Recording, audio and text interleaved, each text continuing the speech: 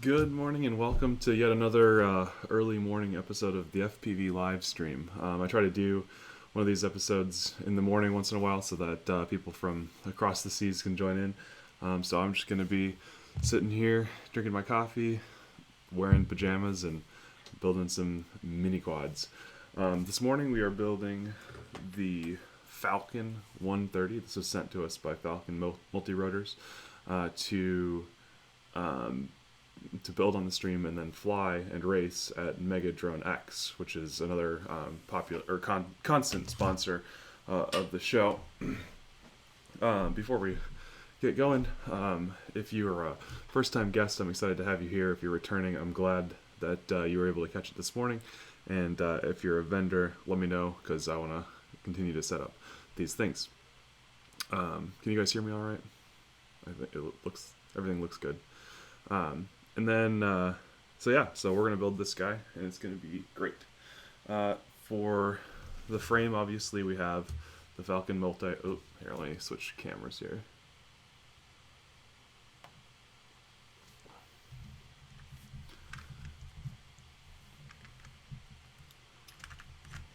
Need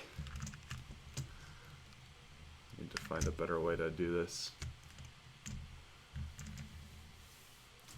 For frame, we've got the Falcon multirotors 160. This is the 4-inch capable version of the squad. You can see, nice tight tolerances there for 4-inch props. These are Dal V2 tri-blades. And they have their power distribution board built in, a carbon fiber HD camera mount, which I'm going to try to use. And I'm going to be using a different flight controller than what's on here. I just stuck one on there for test fitting. So for motors, we've got DYS 1806 Black Edition 2700 kV. I actually like 1806 motors on 4-inch quads. They keep the weight nice and low, but they still provide plenty of thrust. That being said, maybe there's a better 2204 or 2205 option, but at 20 grams a piece instead of like 30, these do, I think, in my mind, a pretty good job. So those are the motors we'll be using. For speed controllers, we're going to be flying. Let's see if I can get these out. These guys. Those are from Ready to Fly Quads. They are their ARM ESC with the latest version of their firmware, which makes them really smooth. They're 32-bit ESCs like the KISS ESCs, but they have a higher resolution of control, so they can they do a little bit better in terms of smoothness than some of the other ESCs out there. I've been flying the 30 amp versions of these. These are the 18 amp versions, and I'm really excited to try them out on a 4-inch quad. Okay, so those are speed controllers. For flight controller,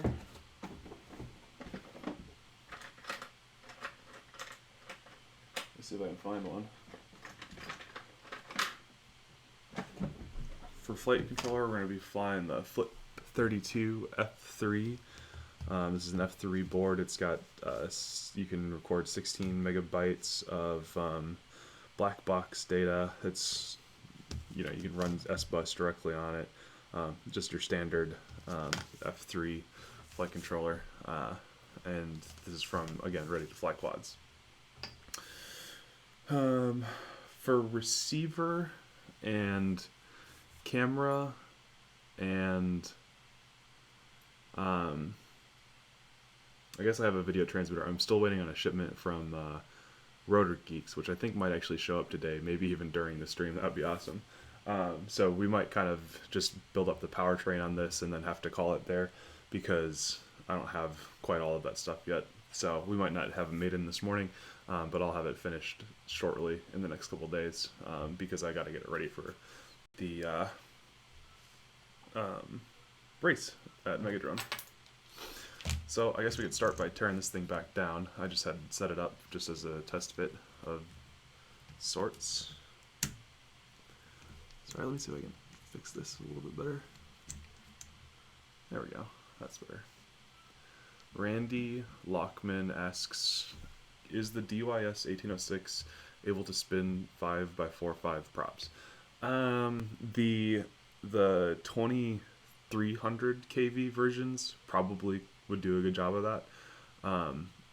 But I don't think you'd want to do that with the 2700 kV versions, which are what we have here. I hope that answers your question.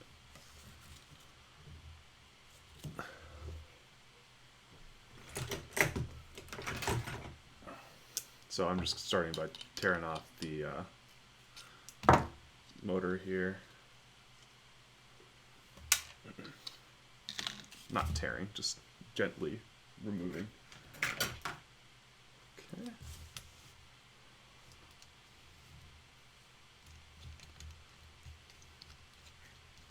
This frame has mounting holes for both 1806 and 2204 motors. They have it's like the holes are cut in a way that both will fit comfortably, which is pretty sweet. Yeah, and like I said, I choose 1806 on 4-inch quads instead of 2204 to save a little bit extra weight. So not everybody else will do that, but it's nice to have the option. Okay, let's take off this carbon fiber top plate. Why not use a frame to spin 2205? I might have missed this already. I choose 1806 motors. These do spin 2205, but I choose 1806 motors because of the weight savings.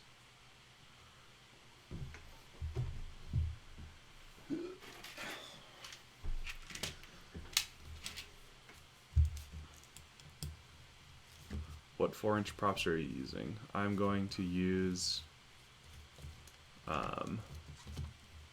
Dal 4-inch tri-blade props. Those are my go-to for 4-inch. They're hard to break and provide good thrust, and they'll last well in a race, which is what we're building this for, racing.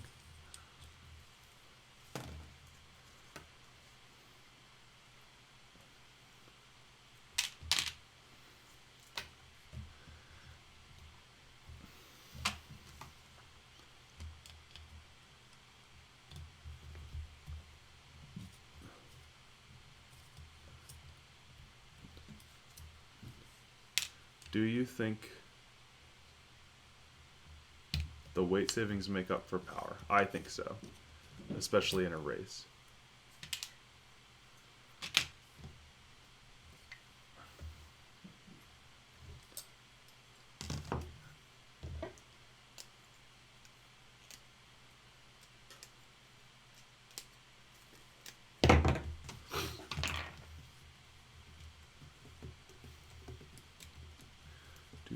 Do.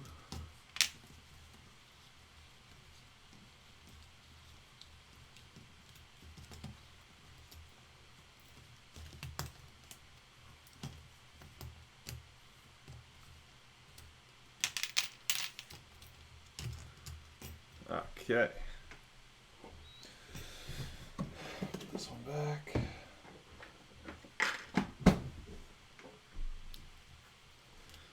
So, where do I want to start today? I think I'm going to start with my motors, actually. So I'm going to set this aside for now.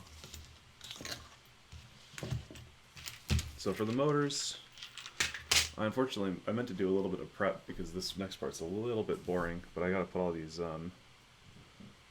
top caps on here, which is just kind of tedious and not really all that engaging. So if you guys have any questions that you'd like to talk about, let me know.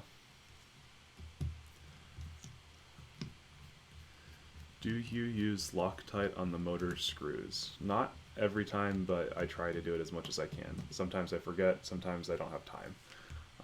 Like during the live stream, I will not be Loctiting during the live stream because of the time it would take to do that for each screw.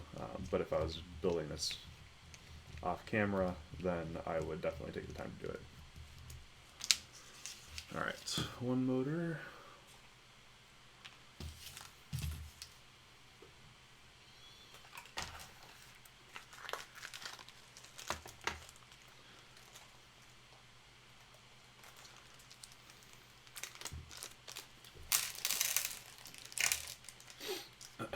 Where are you guys all checking in from this morning?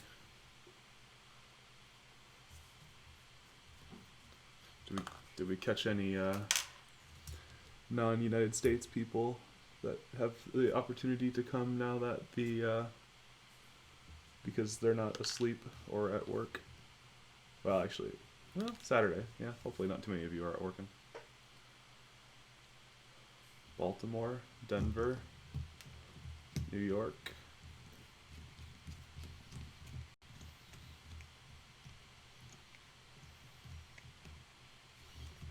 Cool. Is anybody else working on something right now?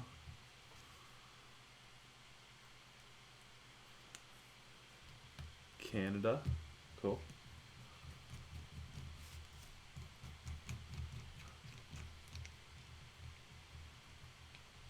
Poland. There we go. That's what I'm talking about. Welcome from across the sea. Paul is working on a QAV-R, Michigan, United States. We're in Michigan. We should meet up sometime. I'm not too far from you. Spent a lot of time in Michigan. Working on the FPV Mini Arrow from Flight Test. That's awesome. I'm jealous. I've been meaning to pick one of those up, but I'm actually working on a sponsorship deal with another wing manufacturer, so we'll see. Minnesota. We're in Minnesota. I'm from Minneapolis originally. I grew up there. Lived there for 18 years, something like that.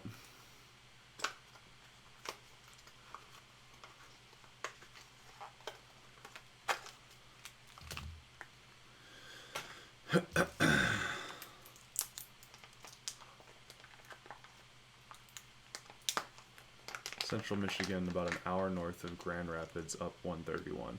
Okay, so I have we have a family cabin in Three Rivers, Michigan, which I think is a half hour south of Grand Rapids-ish. What's the worst quad you built? Define worst. Brainerd, okay, yeah. I was right outside of Minneapolis on the south side.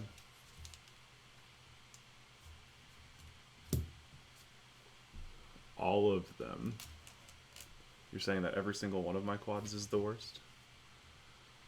Beefed, good morning. Beefed? I don't know how you say it.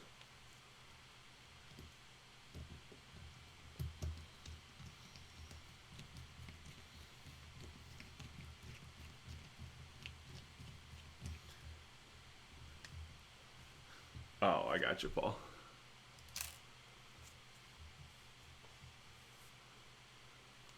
There's now an RC park about 15 minutes east of Grand Rapids. Awesome. Worst quad. Yeah, define worst quad. I'm not sure exactly what you mean by that. Like in terms of the frame, the motors, the...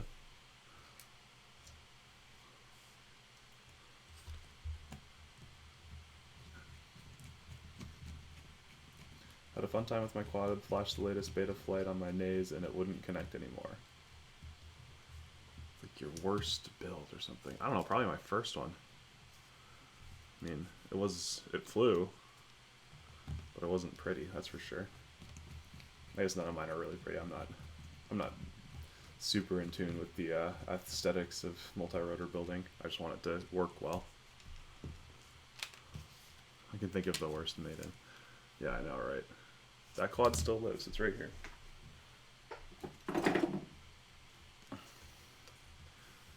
It's alive!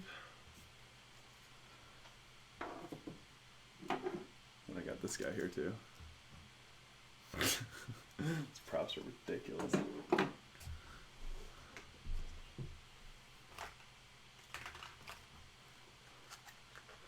I had to make a little thing to bridge the bootloader pins, then it would flash back the clean flight. Perfect. Yeah, that's what I was gonna say. Is you might have to use the bootloader pins to flash it. Is that the owl cam you have on there? No. The rubber band just keeps the camera at max tilt all the time. I can't be bothered to try to tighten up the screws on the camera all the time, so I just put a rubber band on it and call it done. I think that also helps prevent any like jello-y kinds of stuff too, but is that the owl cam you have on there? No. That was just a HS1177 with a wide angle lens on it.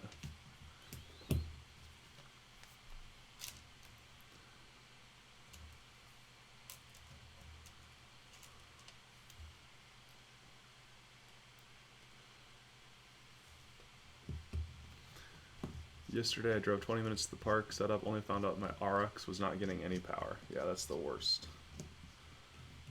I have stuff happen like that all the time. The other day I had a crash the last time I flew, rebuilt the FPV system because that was what took the brunt of it. Got to the place I was going to fly, and I found out that I had, in the crash, I had also lifted a pad off of one of the ESCs, and couldn't fly because I couldn't get signal to the ESC. I even like tried to scrape off some of the coating so that I could get at the thingamajigger. What am I talking about? So that I could get at the copper underneath, but that didn't pan out, unfortunately.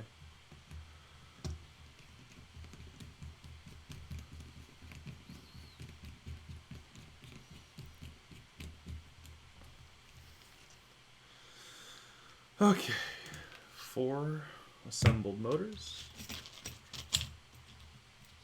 Okay. Now, this thing keeps wanting to fall apart on me. So I'm just going to stick some caps on it to keep it from going apart. I'm not going to keep these on here, I just need something to keep it from sliding through.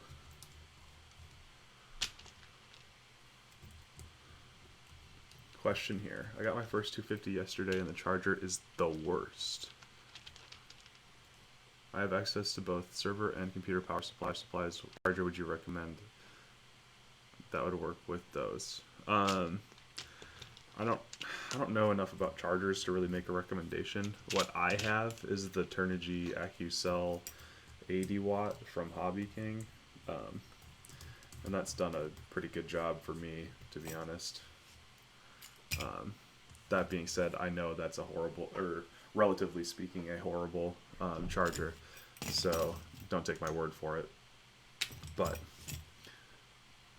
so I can't necessarily recommend you to that one, but that is what I use, and it has done a great job by me. So.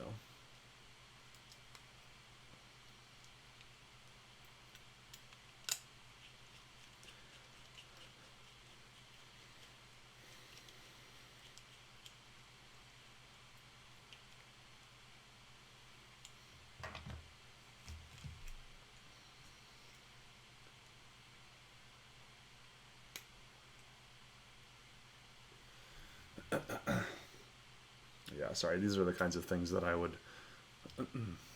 should have prepped for ahead of time and just done this step so that you don't have to sit here watching me put motors on.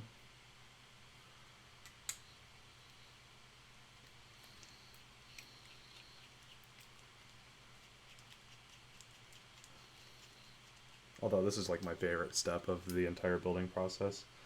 I like putting motors on is just like the most satisfying thing to me for some reason. Like that's when it goes from carbon fiber to mini quad.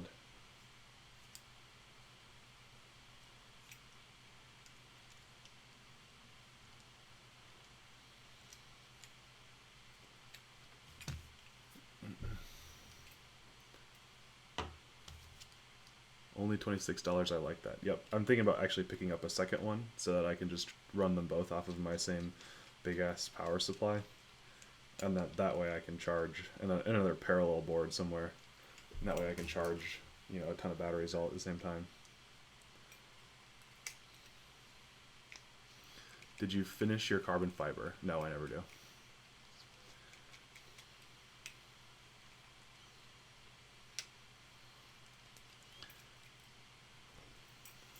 Woohoo, one motor.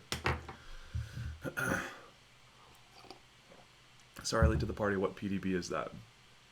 This power distribution board comes with the Falcon multirotor 160. It is by Flyno, Cloverleaf Pro. But I think they just had a custom one manufactured for it.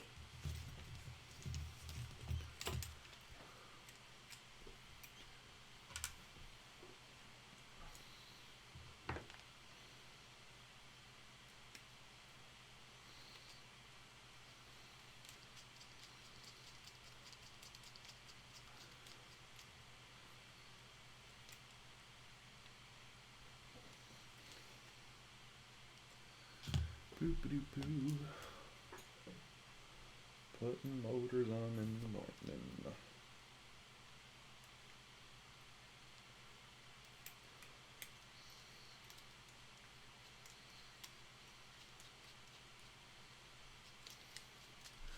Welcome to all the new people. Where are you guys checking in from?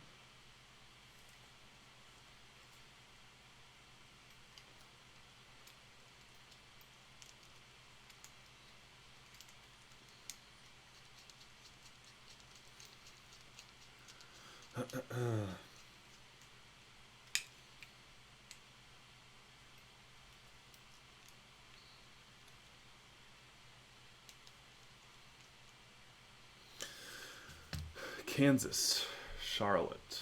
Cool. Kansas, you fly with Brain. No, wait, is he Oklahoma? I don't remember. No. Lots of open space to fly in Kansas, that's for sure. Driven through it a few times.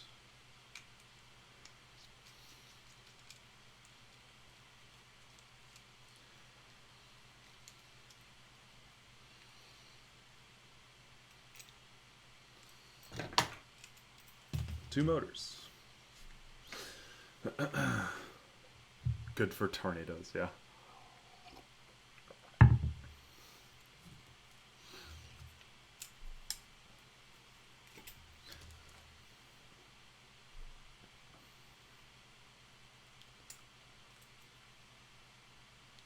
Anyone here have the IMAX B6? I think I did for a little while, and then I accidentally killed it.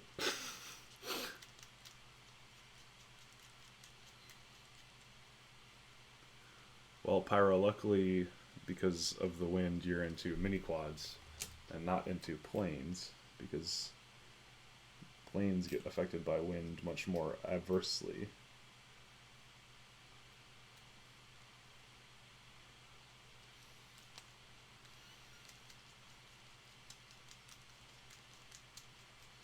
I don't normally Loctite motor screws on the live stream, but I try to make a habit of doing it when I'm building off camera.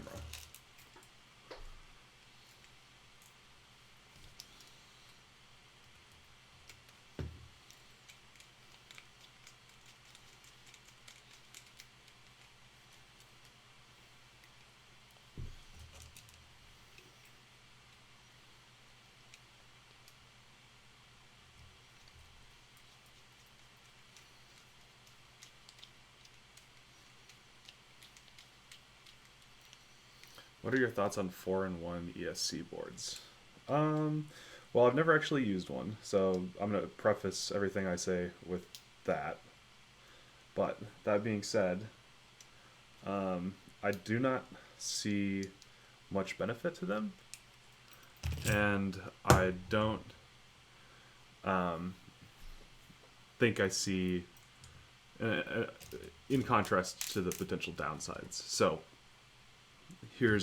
I've looked at a few of them, and I've only been able to find ones that are that are maybe 2 grams lighter, if um, if that, than 4 ESCs. And that doesn't count wiring, but you still have about the same amount of wiring either way, because you've still got to run wires all the way out to your motors. And so you're saving 2 grams, which is nice, but really not that much weight. And that's about the only upside that I can see. Cleaner build, sure, a little bit cleaner. You don't have anything on the arms besides the motors. It centralizes your weight a little bit more. But again, ESCs, only weigh like what? 3, 4, 5 grams each. Like it doesn't matter almost. And then on the downsides though, if one breaks, you're essentially out for ESCs because you've got to go get another whole board, and then you've got to rewire your entire thing because of it. And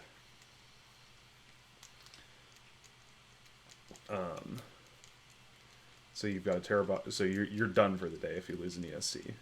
On any other thing, I can swap an ESC in like 4 minutes in the field, no big deal. So, you don't save that much weight. You don't have your repairability options are much more limited. Most motors don't come with wires this long to be able to run them all the way to the ESCs. And there's just potential for lots of heartache there. So it's just I don't see that many upsides, and the downsides to them are really bad. So I don't have thoughts of it apart from that. Again, I've never flown one. Maybe centralizing that weight has a drastic change in flight performance, but I kind of doubt it. So I won't make a recommendation one way or another until I actually have flown one. But it seems like there's a lot of potential for badness.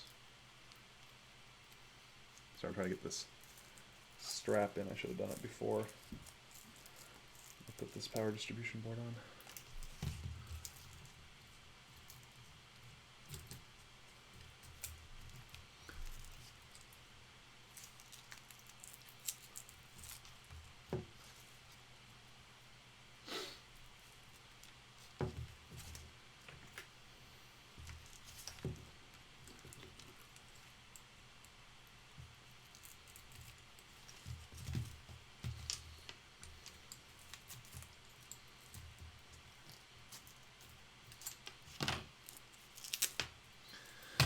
Okay, it's coming off.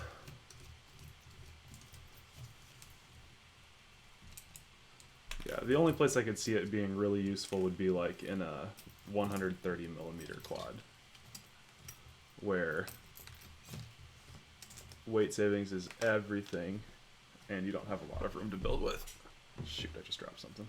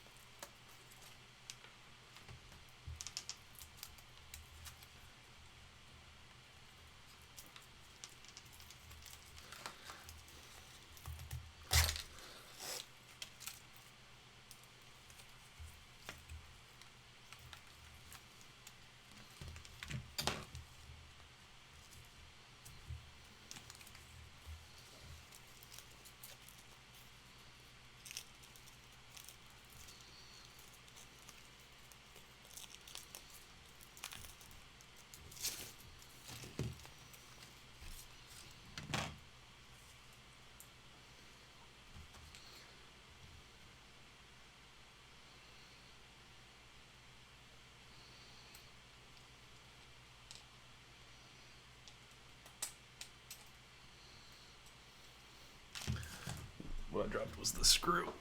1 second.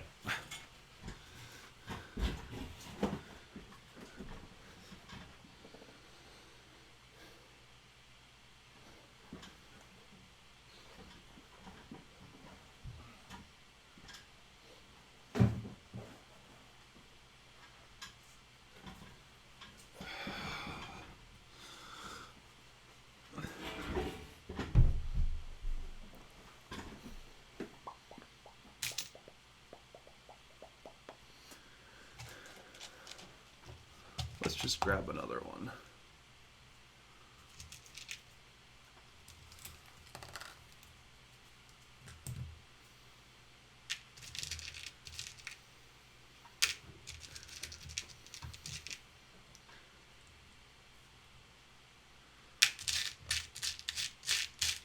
Gosh, that thing's long.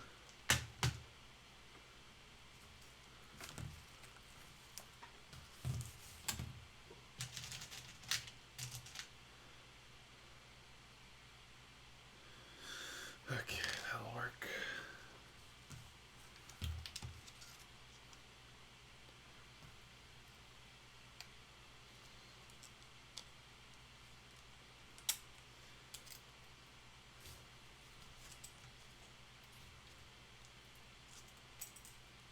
Sheesh, still dropping stuff.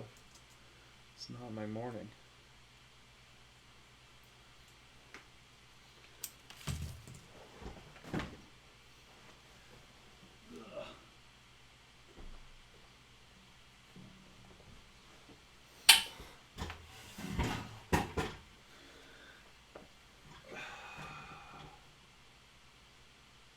On the screw though.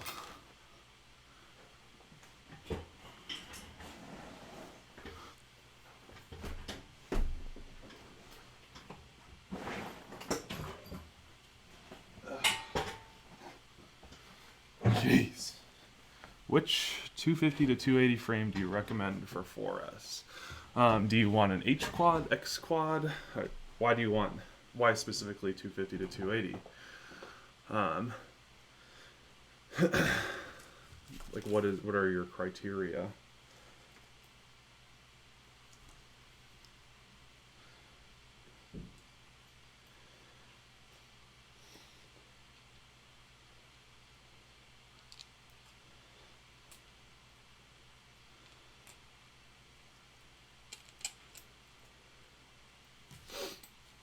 For quad. Sorry, I'm still not sure I understand. I would. So the reason I ask is because I wouldn't recommend going all the way up to 250 if you're just wanting to swing 6-inch props. If you want 6-inch props, you could get a 220 that has lots of. Okay, what am I going to do with this? Lots of room for 6-inch props, but you don't have to have the huge amount of weight that you'll have with the 250 quad or whatever. So just some things to think about. Okay, so what I'm going to do with these is I'm going to wrap them over the top of the ESCs like this basically, so that I can keep the motor wires reasonably long, but without having to so that I can put them on something else later if I want. So I'm going to cut them right here.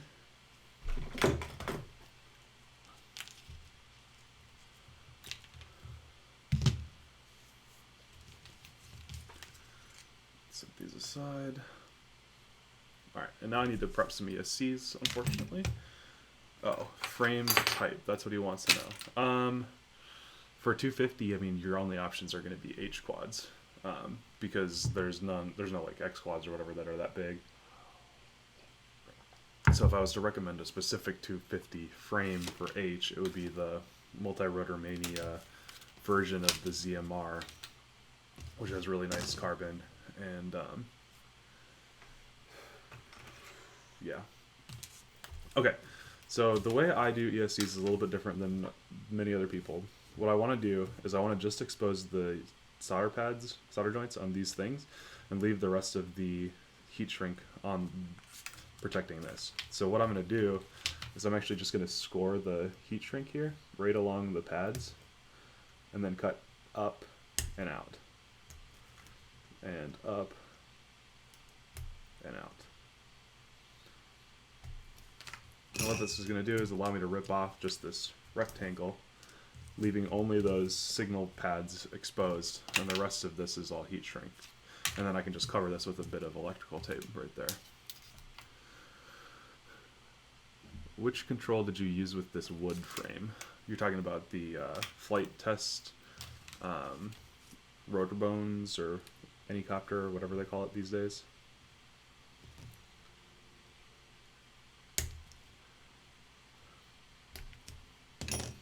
my hexacopter. Have you ever had to update those type of ESCs? Not yet, but I will soon. And they sent me a programming tool somewhere here. But I have not yet had to update them.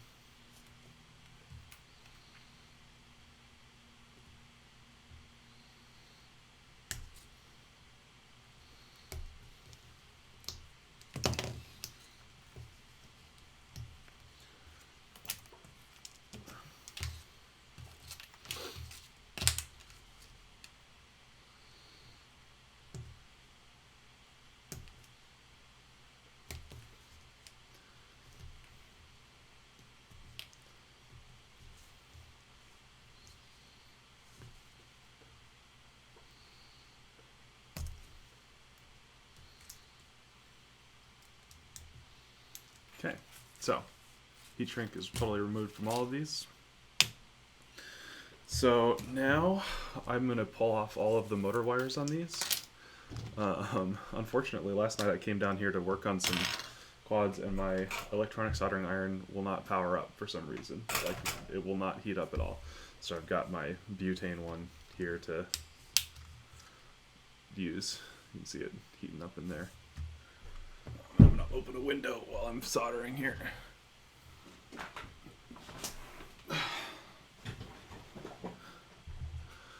Do you direct solder the signal lines? I'm debating that on the ARM ESC, Banggood ARM 30M. Yes, I direct solder every time I work on quads. I never use signal.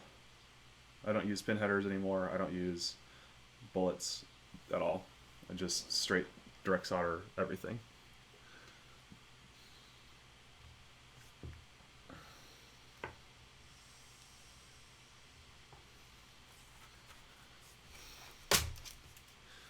We hot yet?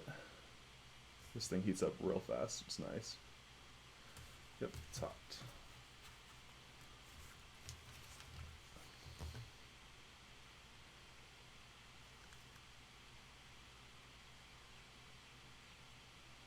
Maybe not hot enough.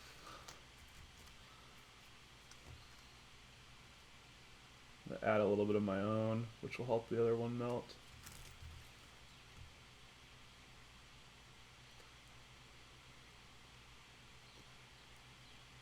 There it goes.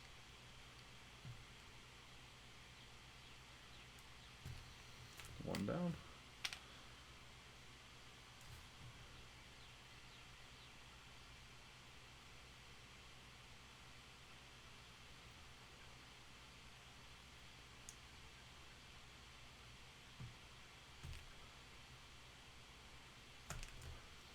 Okay.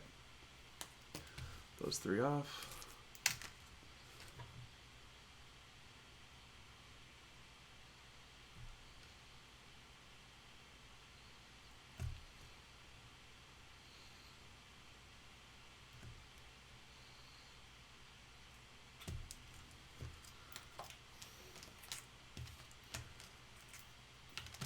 Doop doop doop doop doop doop.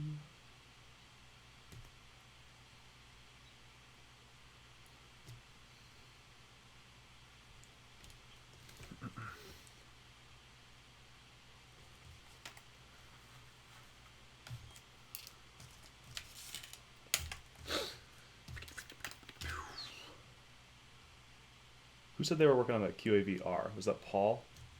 What do you think about it? I've always thought it looked pretty good. I kind of want one, but I don't know if I can afford one.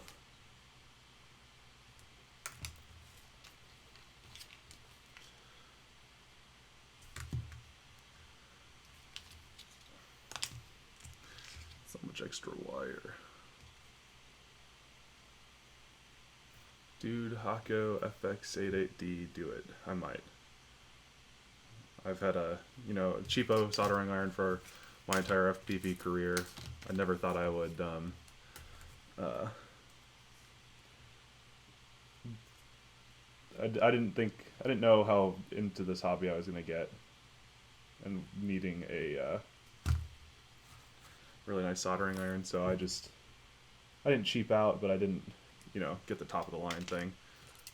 But maybe now this will be something to get for a birthday or something, which is coming up.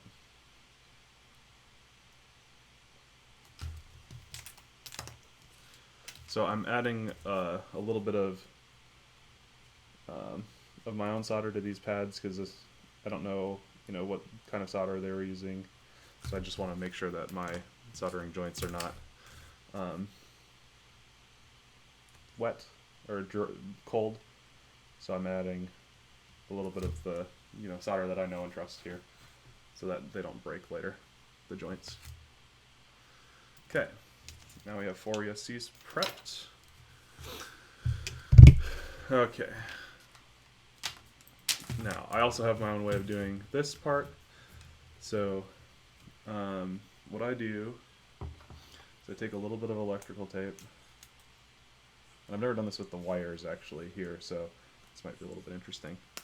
But I want to insulate my ESC against the frame, so I always put a little bit of electrical tape between the ESC and the frame. And now I'm going to do it on top of these wires. So I'm going to spread out the wires as much as I can so that they don't cause bounce issues, meaning that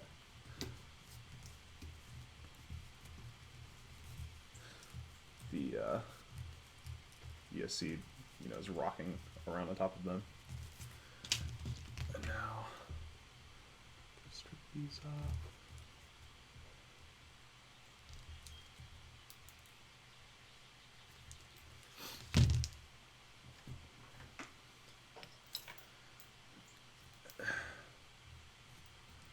Place this like so. I'm going to tape it down too.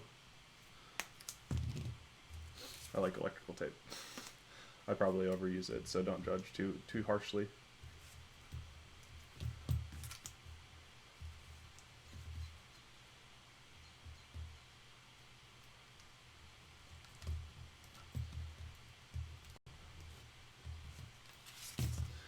Okay, and then I want to get these motor wires nice and mixed in here with these other things. So 1,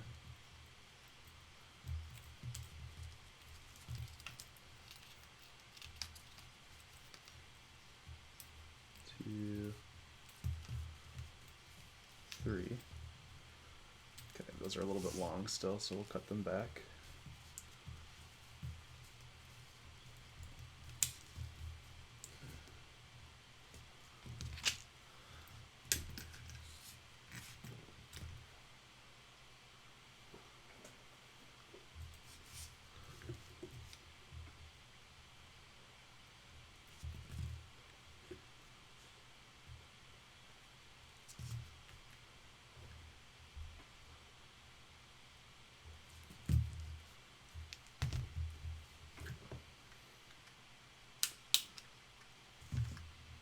That back up. I'm curious what your final thoughts on the Falcon will be. I'm building the U-Bad Katana, similar frame design, but what will it be like in a crash? So this is my Atmospheric Adventures Artemis. It's a prototype frame. It's got 4mm arms, very similar design to the Shrike or to the Falcon or to the U-Bad Katana, and that thing has taken some pretty nasty hits, no problem, just bounced right off stuff. And that I think that one's probably a little bit more material than all of these, but the Falcon is, this 160 is smaller, so it'll be lighter, so it won't get banged up quite as bad. And the Katana I think is similar. So I mean, as far as broken stuff, I don't really see that being the issue. And like, I don't think it's gonna hurt the flight control board with the pod style design where it uses the standoffs. I was talking to Zach Thayer the other day, who is the creator of the Shrike, which is another similar design. And I think he's reported one person has ever broken the flight controller because of the standoffs. And that's, out of how many hundreds of people have Shrikes.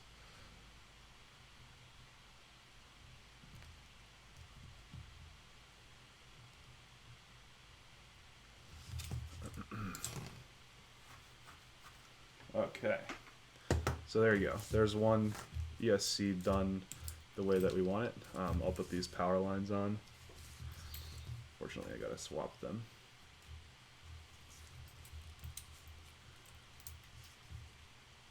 There were 6-bladed props on that other quad, yes. I've got a nice picture of it on my Instagram account if you want to see that.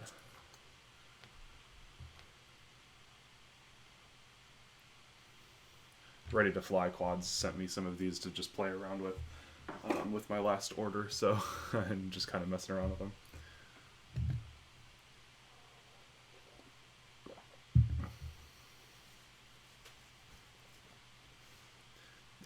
I don't think they're any better, honestly.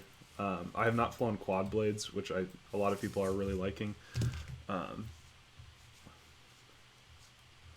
And so that's just...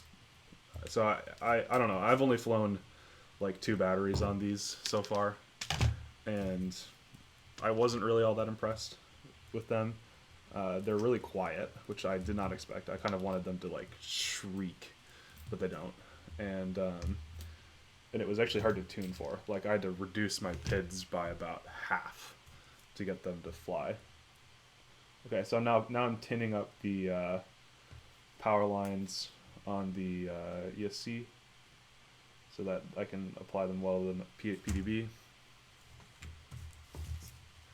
Yeah, they do look pretty crazy. That's really the only reason I've got them on there right now, is because they just look awesome. And now I'm tinning the pad on the power distribution board.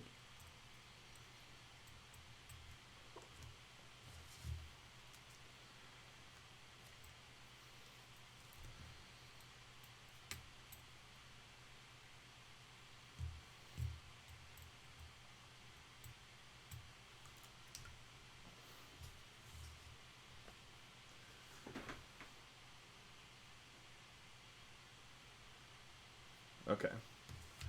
And now I'm going to take the positive one, or wire, and run it over to the positive pad, which is on this side.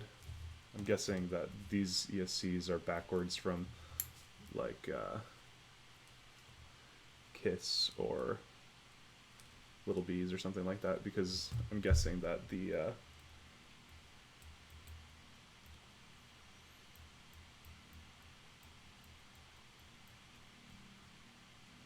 power and ground is the other way on the other ones.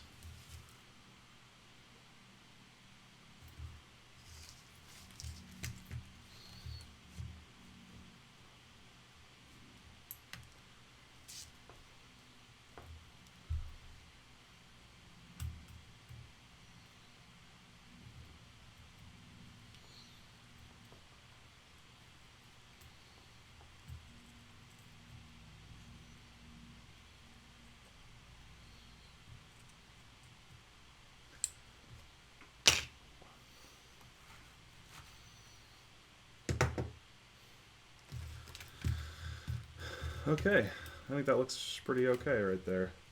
I kind of like the way those wires look.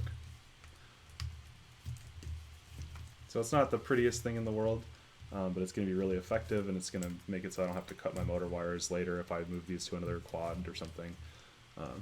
Just nice and simple. So then I'm just going to take one more piece of... Well, shoot. No, never mind. I'm not going to do that right now. God dang it. Dropped another thing.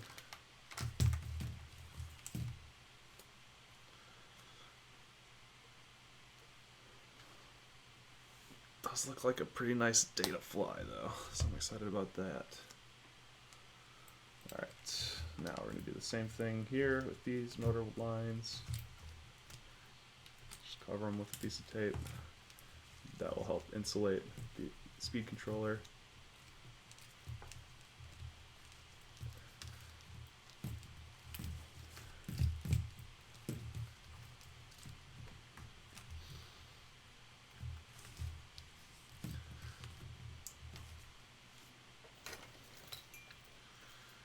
the speed controller. Tape it right over the top of that. The tape that I dropped on the floor. So I do this with my foot. Got it.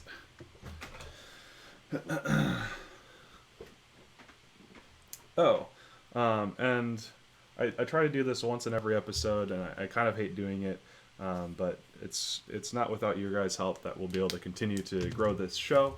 I want to continue to get more people in here, get more giveaways, get more sponsorship, so that we can do more with the community.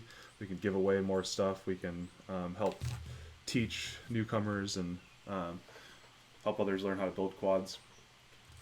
So if you wouldn't mind sharing this stream right now with anybody, any friends, any Facebook groups that you're a part of or whatever, that might be interested in checking this out, I would really, really appreciate it. Because without growing an audience, we can't, continue to grow the show itself. But yeah, so if you're interested, feel free to share that. And if not, that's just fine. I'm having fun either way. But I want to continue to make this better and better for you guys.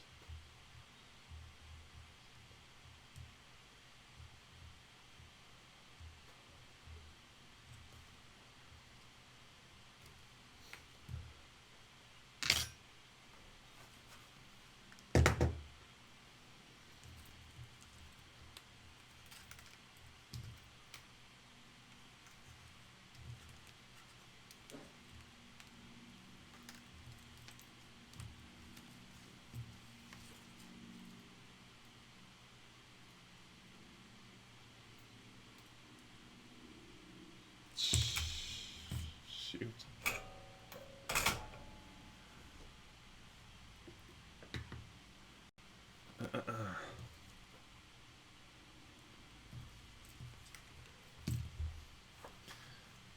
Do you wire motors all the same and BL heli it later, or do you cross phase in the CCW rotating motor? Is cross phasing the just moving the lines around later? If so, then that's what I do. I physically change the connection, and I'm leaving my motor ports exposed so that I can get it later.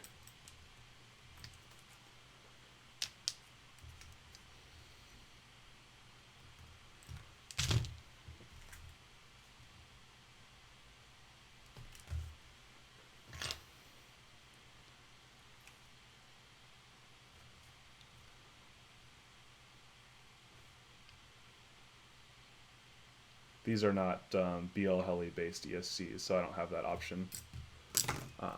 Though I think they said that they had a firmware update lately or recently that allows you to just like do this and it changes the direction of the motor. Which engines did you use on this wood frame? I feel like you're watching a different stream or something.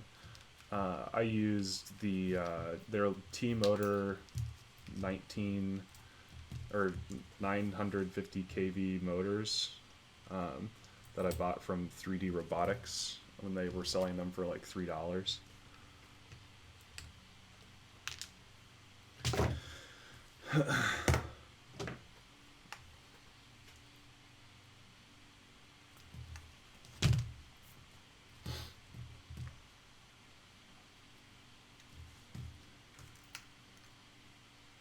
Did I turn that? I don't remember.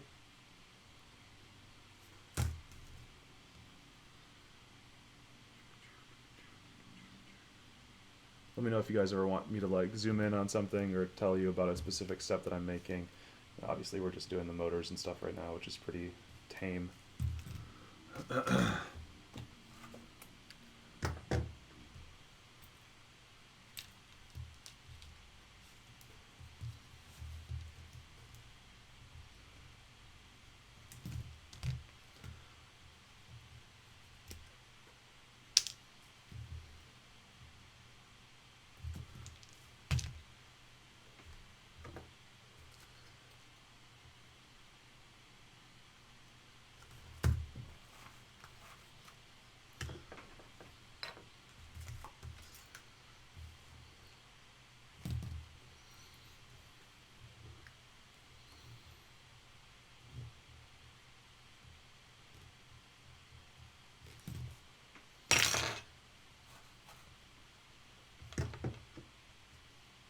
Okay. That was not quite as clean as the other one, but that's alright.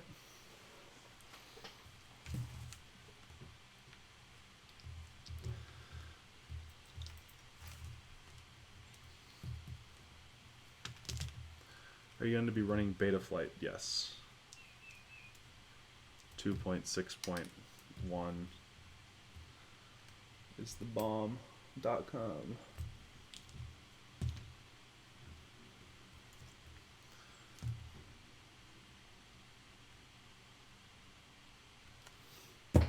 Keep moving this further and further away, I'm sorry.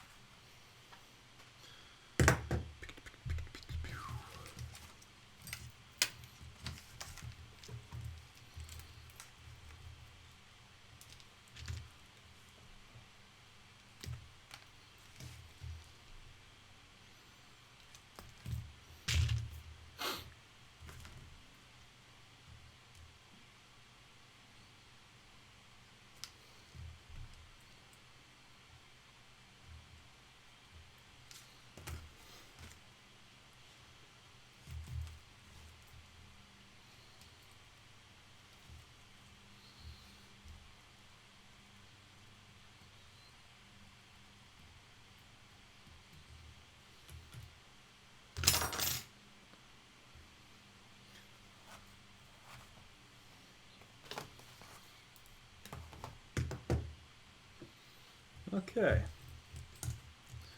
2 done, 2 to go. How's that looking so far, you think? I'll be right back. I'm going to refill my coffee.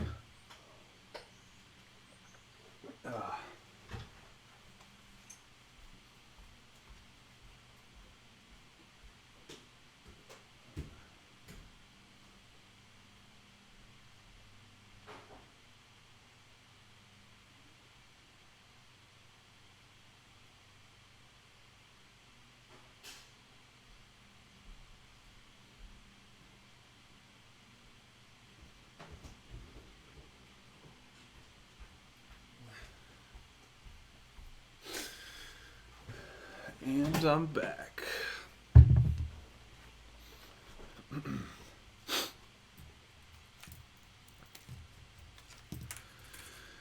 Okay, we're getting there.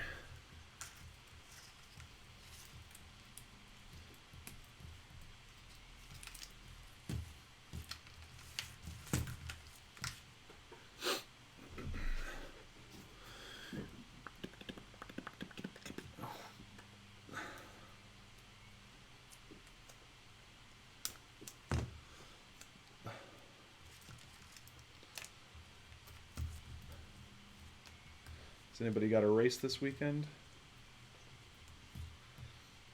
I'll probably set up some practice courses, because next weekend is Mega Drone X, which I'm really pumped about, but also really nervous about, because there's going to be a lot of people that are way better than me. So I don't really stand a chance, but I'm going to go and have fun anyway.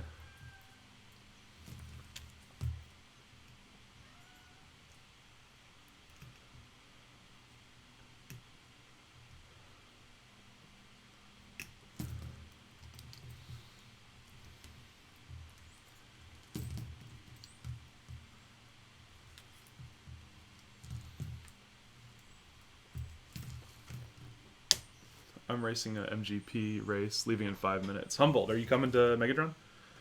Did you did you finalize your decisions yet?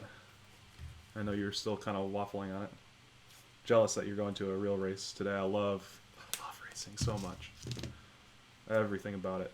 I haven't been to a real race since like last year now.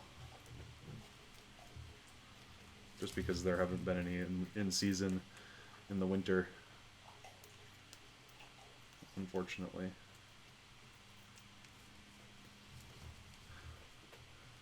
We'll be at Megadrone X. Awesome. I look forward to meeting you in person.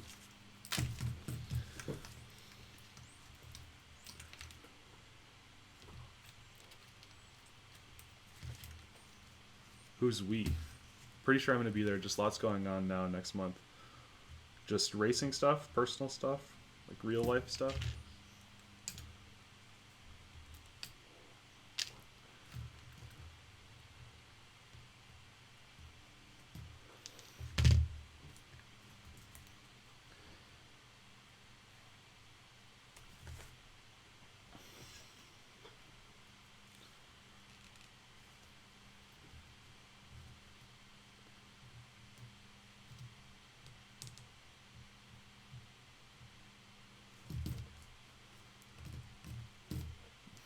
Both. Nice. Well, I hope that you figure everything out, and I hope that everything's okay. Let me know if there's anything that I can do to help. I know I'm a stranger across the country from the internet, but, you know, still care about you, man. A Crash RC, what's a good frame for 1806 motors? What KV are the 1806 motors? But my answer, regardless, I guess, is going to be as light as possible. So Falcon 160 would be a great frame for 1806 motors. That's what we got right here.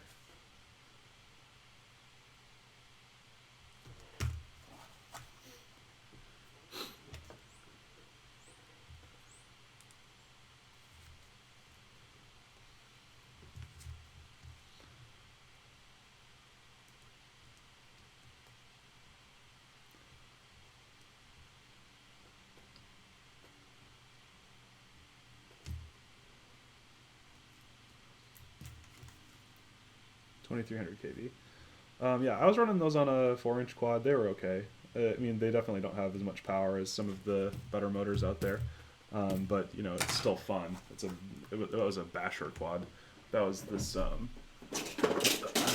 multi-rotor Superstore Frogger, which is a little H quad. It's nearly X. It's a good little frame. And I was running 2300 1806. 23 kV 1806 DYS motors on it.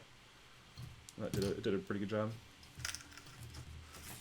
I filmed one of my favorite videos with that and an HD cam on 4S. So, I mean, it's not totally lacking in power. It definitely could be better, but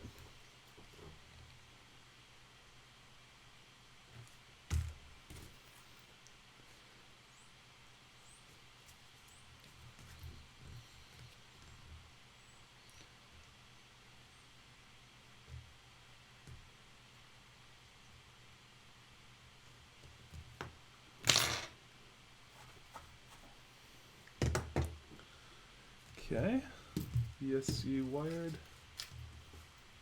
Put this down. I'm gonna go like this. I gotta cut this off right there.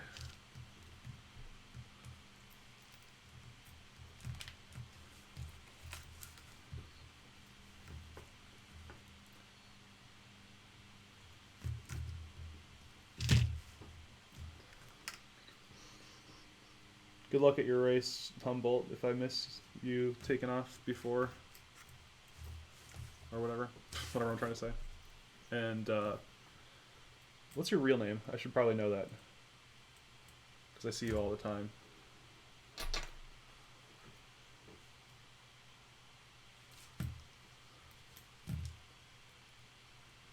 If you're comfortable sharing.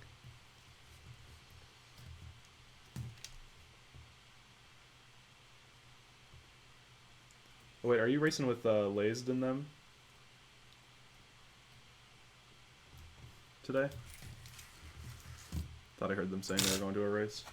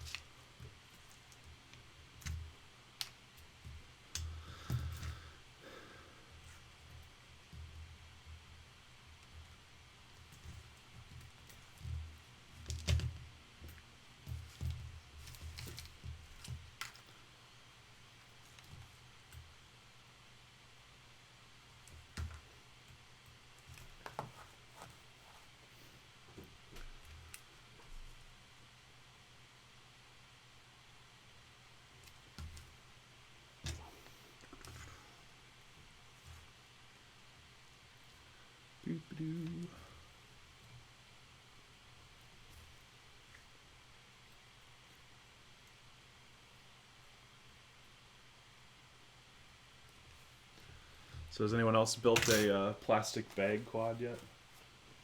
After the news in the UK?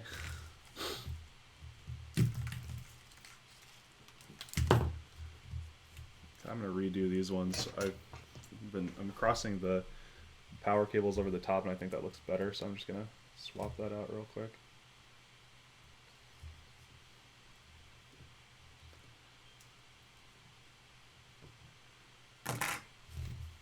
Will you solder signal wires directly? Yes, I will.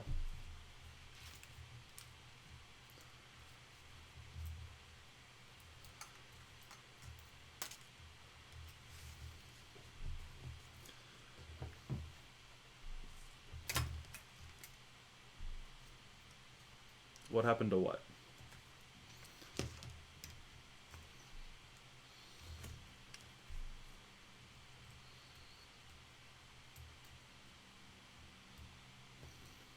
In the UK? Oh, they were saying that a pilot was blaming a drone strike on the plane or something like that, but it turned out it was like a plastic grocery bag after the investigation.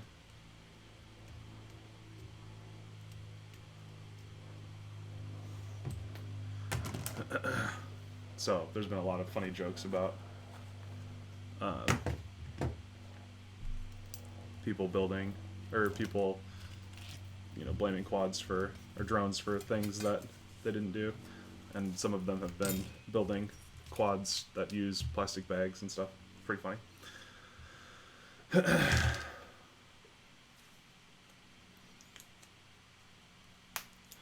Michael says I like clean builds. I like clean builds too, but it's actually not as much about being clean as it is about being more durable, maintainable.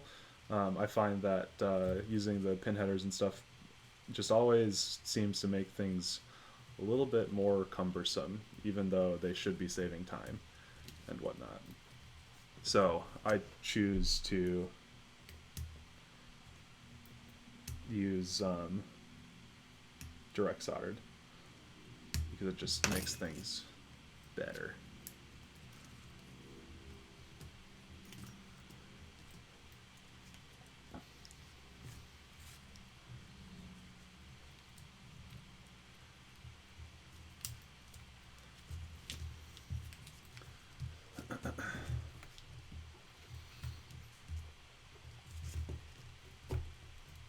And this probably won't be the cleanest build in the world, but it'll be good.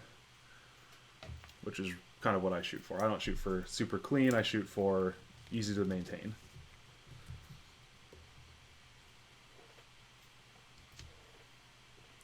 And easy and repeatable. Like, I like to have everything kind of built the same way so that I know exactly where an issue is going to be.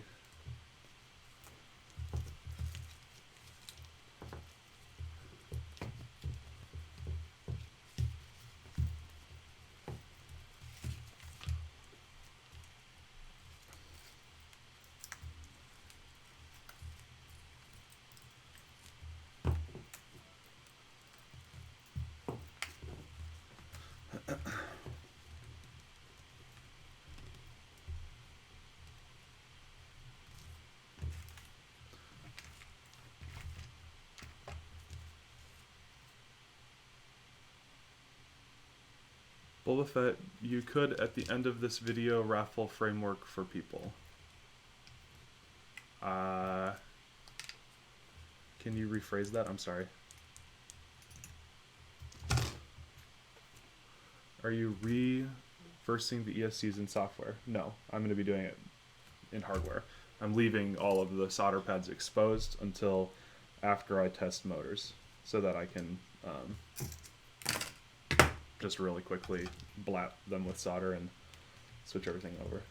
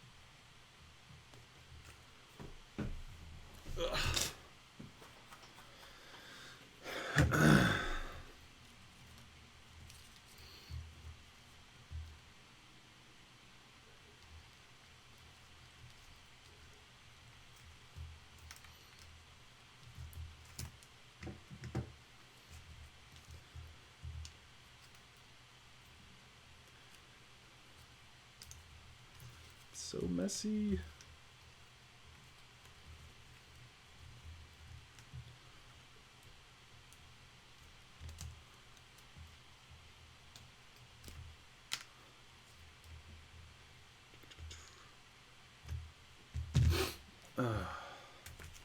Yeah, I'm really excited about these ESCs. Because they're not BL Heli based, and they have a kind of a custom firmware that's, I mean, they're gunning for what KISS has basically. These are clones, but they feel really smooth in the air. Like I have flown KISS and it feels a lot like KISS, but these are, only a few bucks, $14, $13 or something like that, instead of 25, and they're in stock. So all this kind of that stuff kind of helps sell me on something. I like cheap, even at the cost of slightly worse performance.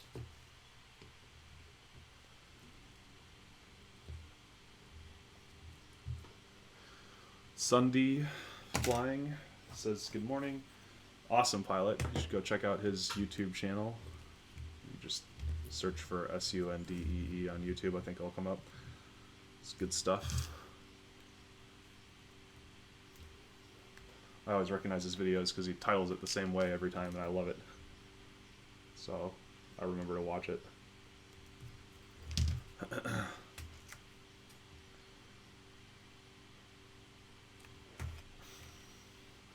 Fast pilot out in the UK. Yeah, you're UK, right? Sunday?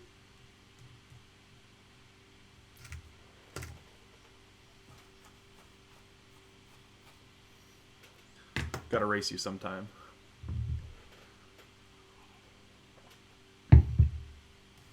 Okay.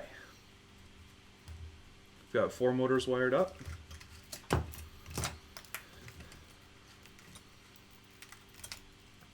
Alright, before we go any further, we need to put a pigtail on. So I've got an XT60 there. Set this aside for now. And let's get some high gauge wire out. Big old snake of silicone wire there.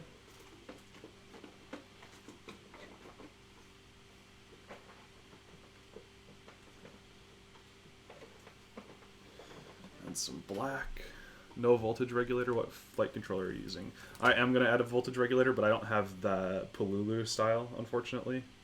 So I'm going to kind of jerry rig it a little bit later. Something like that should be good. Yeah.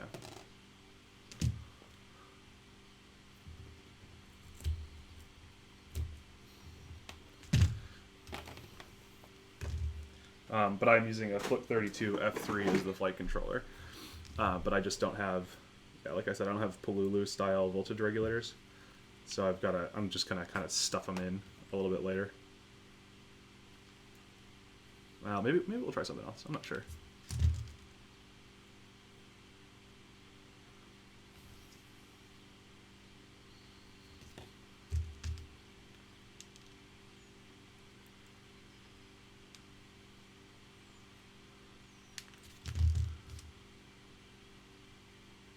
$14 packs charged, 11 more to go, ready for tomorrow.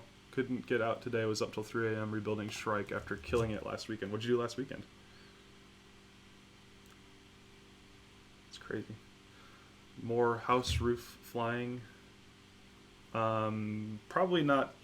I probably won't be flying at home today. I think I should be able to get out and go to a park or something, which would be great.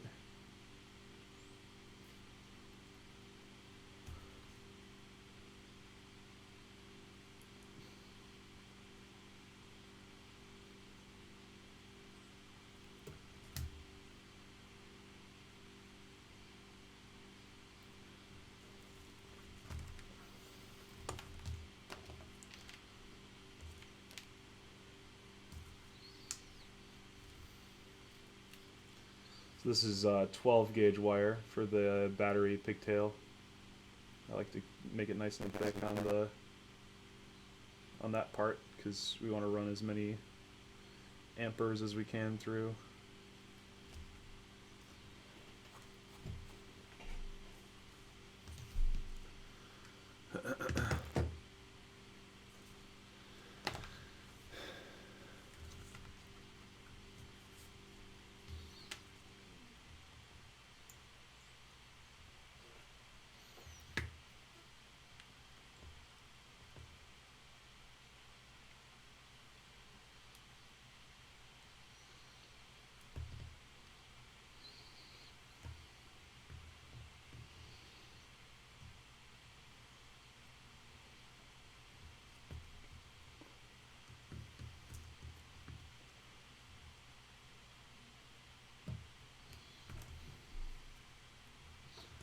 That'll work.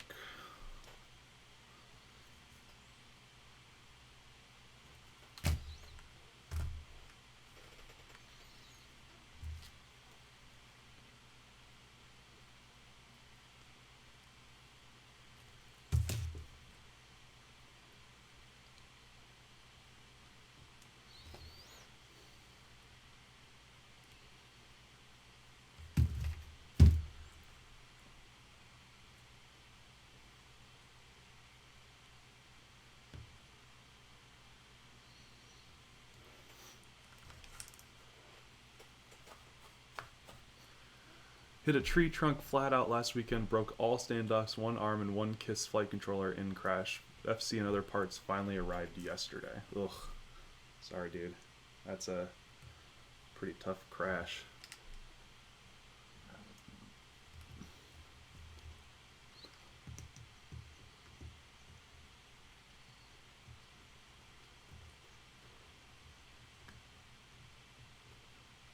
What happened that broke the flight controller? That's pretty intense.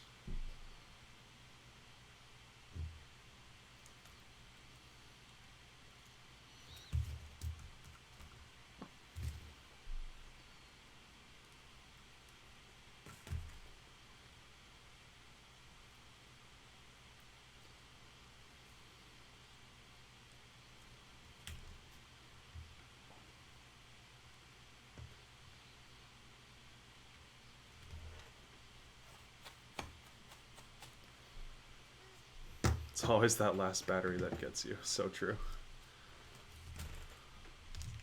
I'll just fly one more. Bam! No!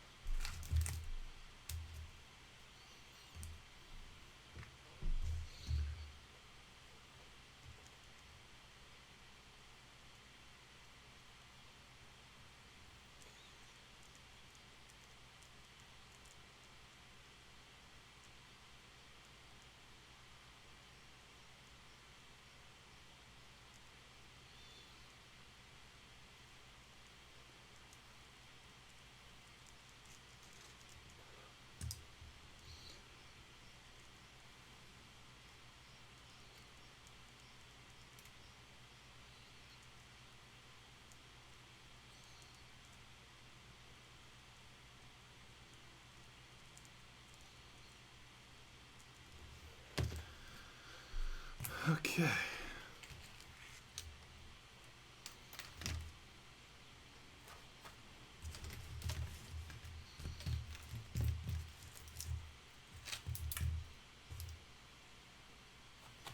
Now we gotta do some heat shrink.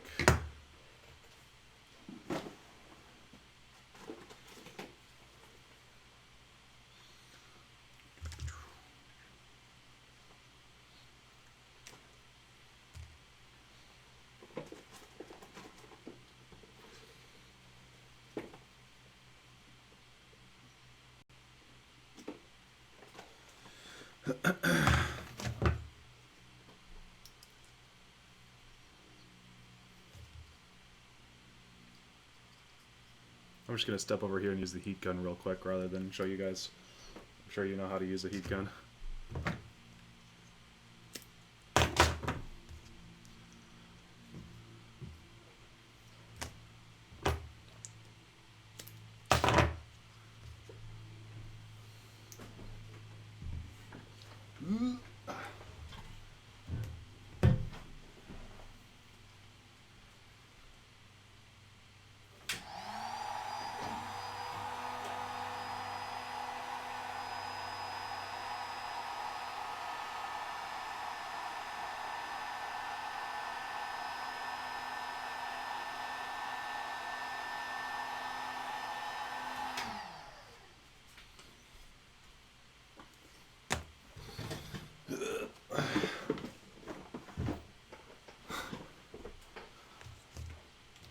we go. XT60 Pigtail. Probably a little bit longer than it needs to be, but that's okay. I'd rather have it longer than shorter.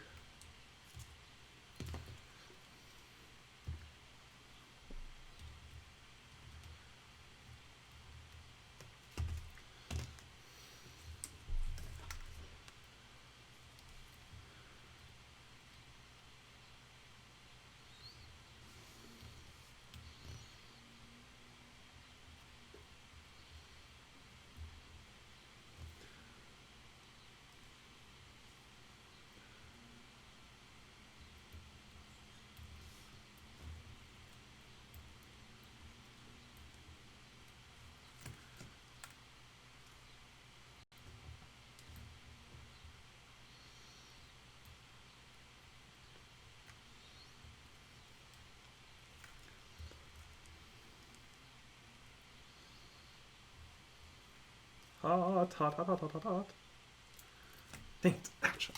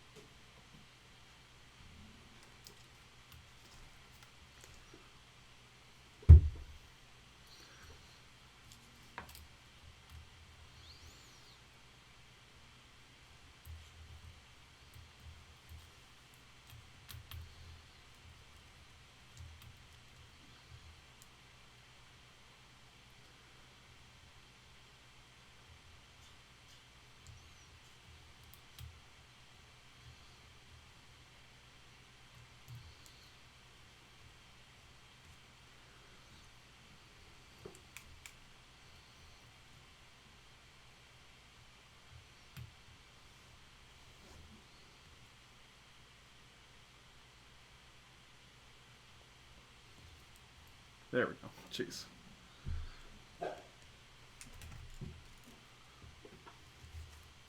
Oh no. Ugh, this wire might be too fat for these holes. Jeez.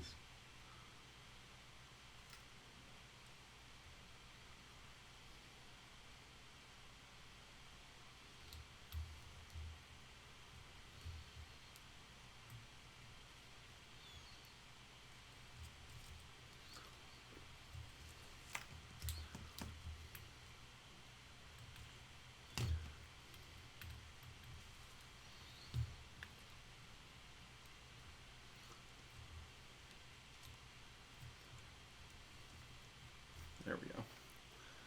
That's a 4-inch, right? Yep. This is a 4-inch quad.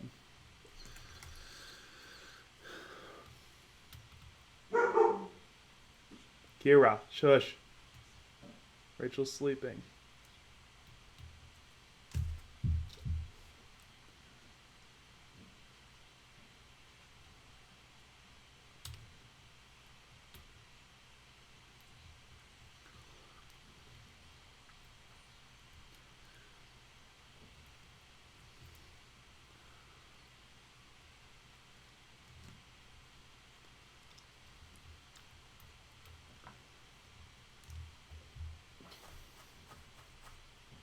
Falcon 4-inch, right?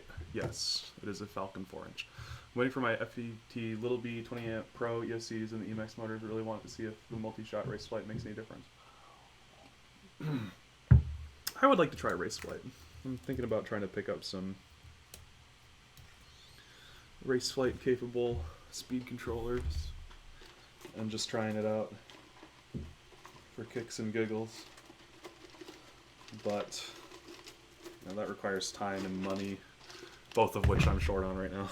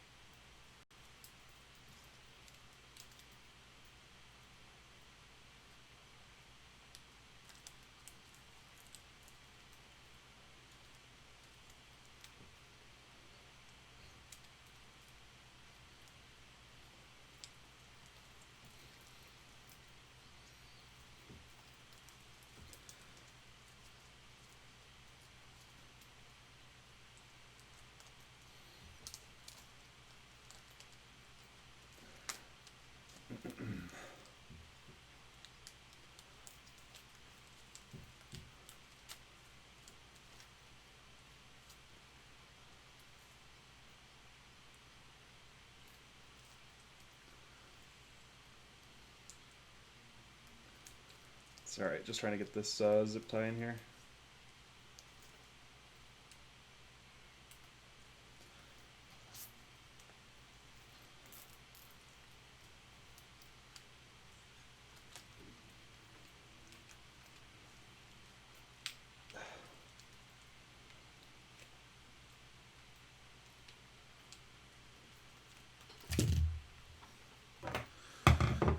So I love it when power distribution boards do this, where you can put a zip tie through by the pigtail to help take the stress off the solder joints, and so it will help prevent them from ripping out, which is just fantastic.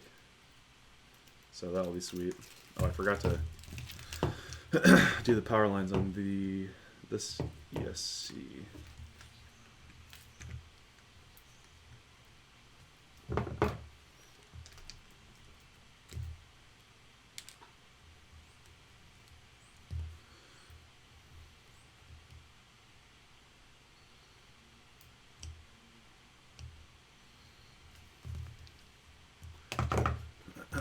Daniel is back. Welcome. You all ready for your day, like you were saying?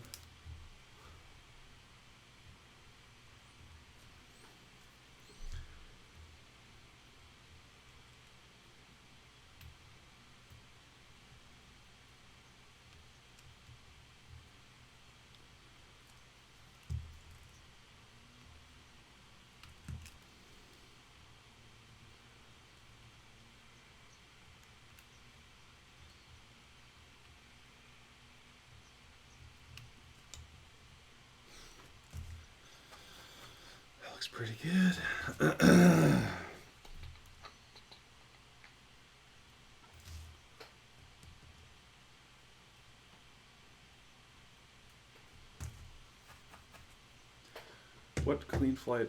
What is better, clean flight or base flight? What better, clean flight or base flight programmer? Clean flight, I guess.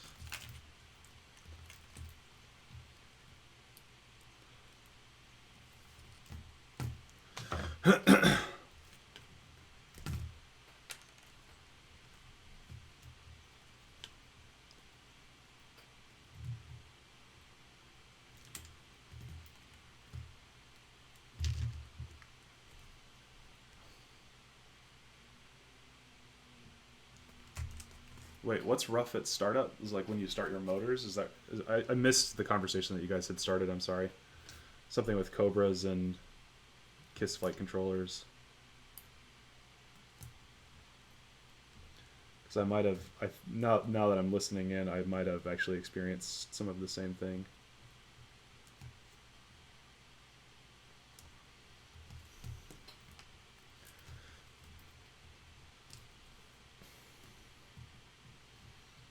Sorry, here's a lovely shot of my hand. There we go.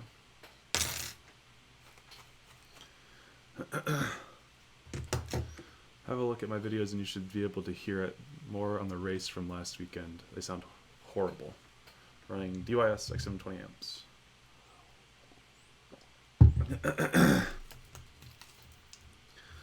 Look at that.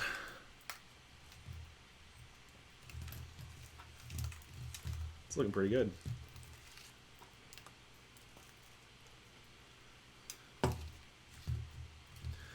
Okay, voltage regulation. So this is where I'm a little bit unsure of what to do. So I have plenty of voltage regulators, but none of them are this Polulu style. I've got, this is a 5 volt, and I'm going to put a 12 volt on it for VTX and camera. But they don't, you know, they're obviously not perfect. Like, they don't really fit in here very well. So what I'm thinking is that I could just like jury rig them on somehow.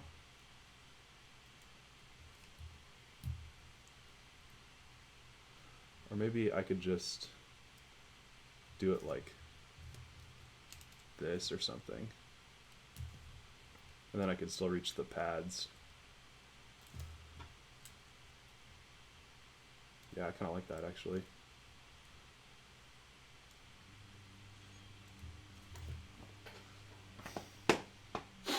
Sure, let's do it. It's cool.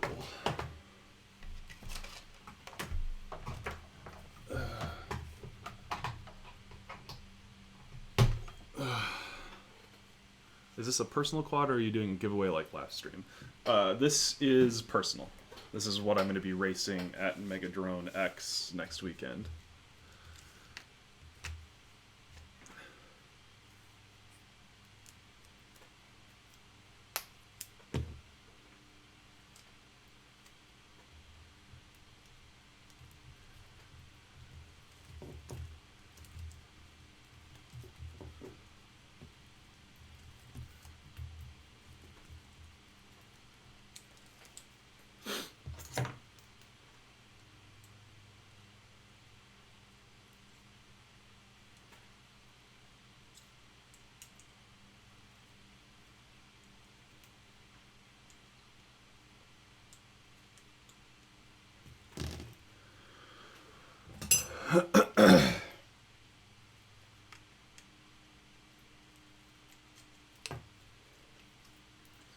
Though I am I think I'm going to try to work with Falcon multirotors, the sponsor, to do a giveaway of one of these later on. It might not necessarily be, it's not necessarily part of this stream, obviously, but do something eventually with one of these, because they are fantastic, and I really want to support the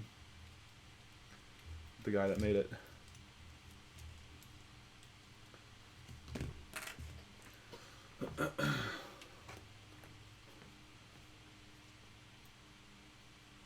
So he's trying to push, he's trying to push ultralight and HD at the same time, which is something I can really get behind. So, the top plate design actually has a carbon fiber HD mounting solution. So I was at their 185 stream for maybe 20 minutes last night too.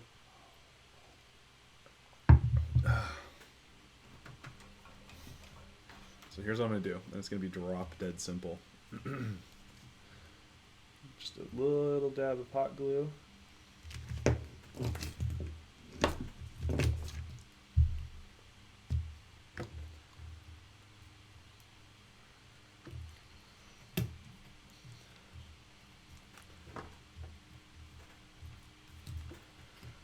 Put the voltage regulator on the side there. A little more hot glue. So if you're going to build a Falcon, buy some Polulus. Obviously I didn't, but this should work pretty well too.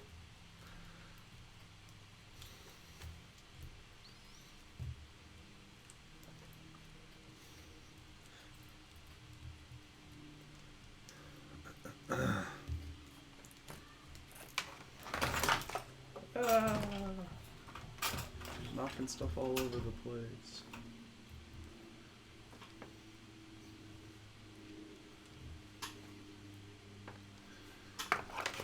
Okay, that should do that.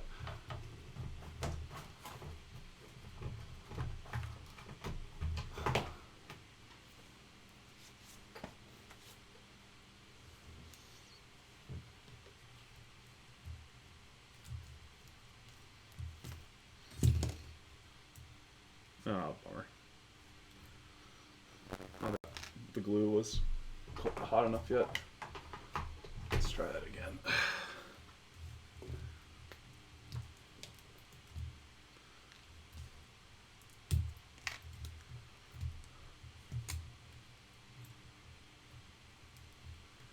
Did I miss where you mentioned what motors those are? I said at the beginning of the stream, but that's okay. These are DYS 1806 2700 kV motors.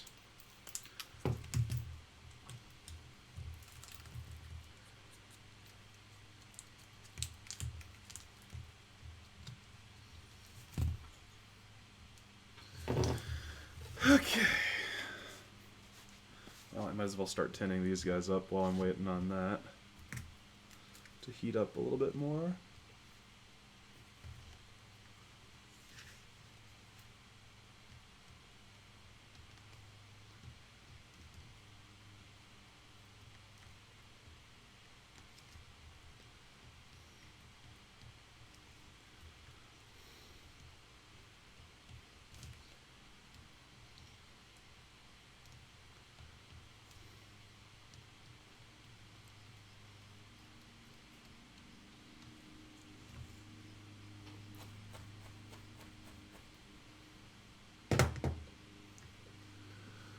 The Falcon. That's the guy that was spamming the strike thread with these. I just clicked. I like the look of the smaller ones. Might get a 160 to replace my 180. Yeah, this is the 160 here. I'm actually not a fan of the 131, but I like the 160 and 180.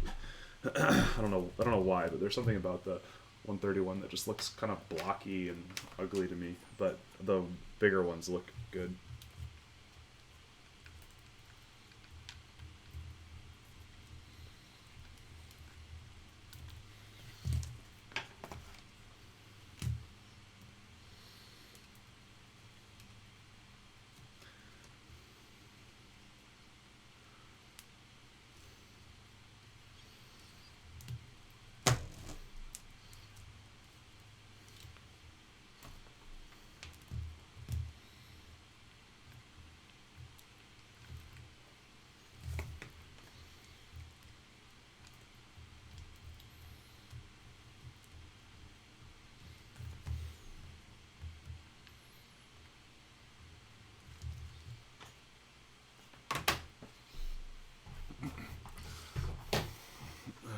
What props are you planning to run?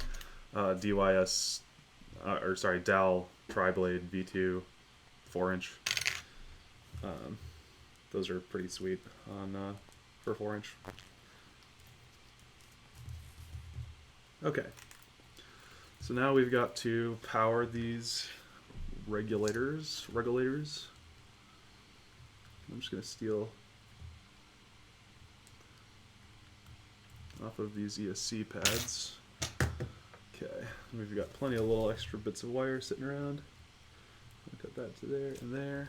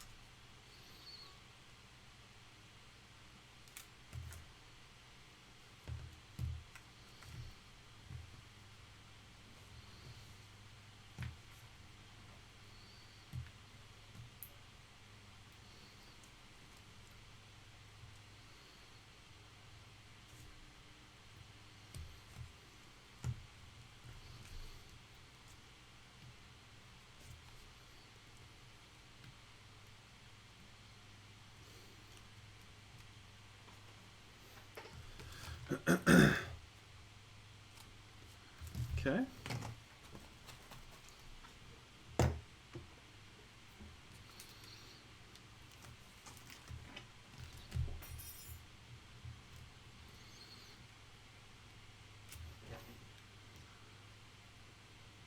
It's a really long battery cable. I mean, it's...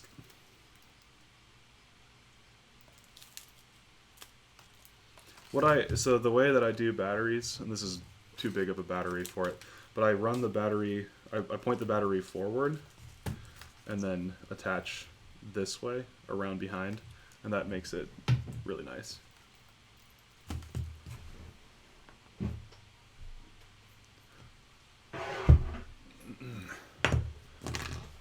But yeah, you're right, it is probably a bit on the long side. But like I said before, I've always better safe than sorry kind of situation.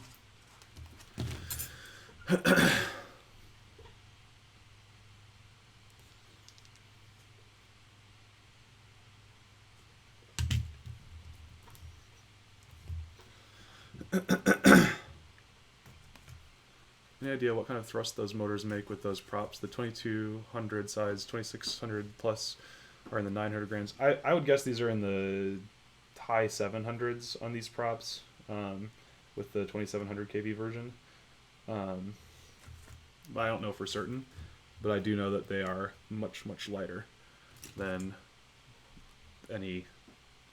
most 2206 or 2204 motors on the market, and that's why I'm going with them. who knows? Maybe I'll swap them out eventually, but.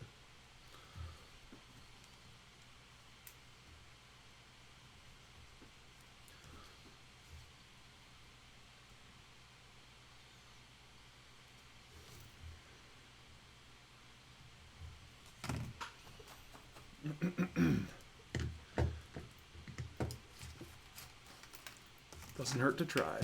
I get these. I mean, and these are also, $10 motors. So I mean, even if they don't work out the greatest, it's it's still not a huge loss or anything. And that's also a big sell to me. And they're gonna be super well protected in here by these arms and all that stuff. So it's, it'll be a 4-inch beater hopefully.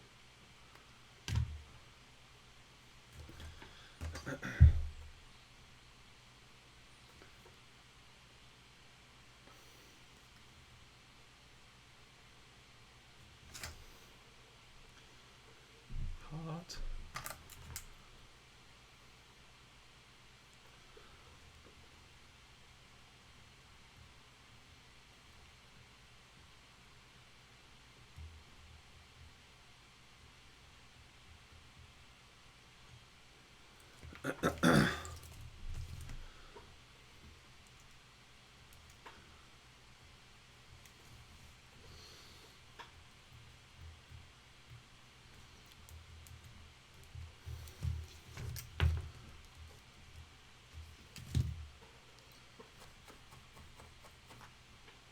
You need a live stream where you build a helical antenna. Yeah, I want to do that actually. I have to look up how to make a helical antenna. That's kind of the current holdback right now. And to make sure that I've got all the things that I need for it, I think you need like a copper plate or something reflective, or IR reflective, or RF reflective, which I don't have. So I'd have to figure out where to source that and all that kind of junk. But I really do want to build a left-hand helical to go with my left-hand circular polarized antennas.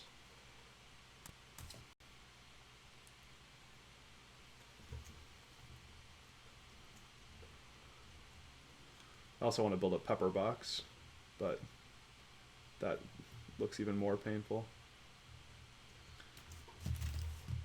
Because helicals are actually really simple.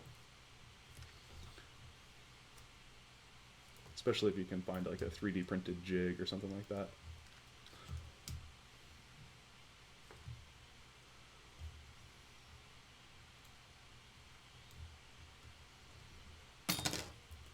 There we go. Voltage regulators all wired up. I think that actually looks really good, I think.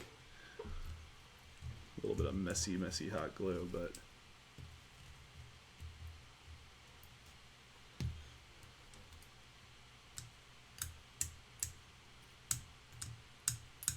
can someone tell me what the two board serves to? These are power regulators.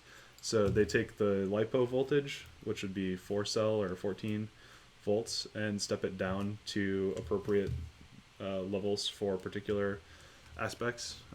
So the 5 volt on this side is used for the flight controller, and the 12 volt over here would be used for your FPV system and all that stuff. So they just have that's just what it's there for. Okay, so now I guess we're gonna power it up. These ESCs don't beep on power up without having an RC signal connected, so there's not going to be any beeping, unfortunately. But we're just going to kind of watch for magic smoke and test our voltage regulators to make sure everything went good there. And then we'll get a flight controller on here. So first you want to check all your connections. So positive to VN, ground to ground, ground to ground, positive to positive, ground to ground, VN to VN, VN to VN, ground to ground, ground to ground. Yep.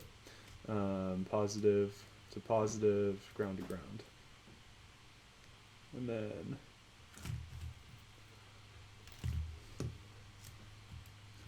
on the power distribution board itself, Pigtail, if I could get to it.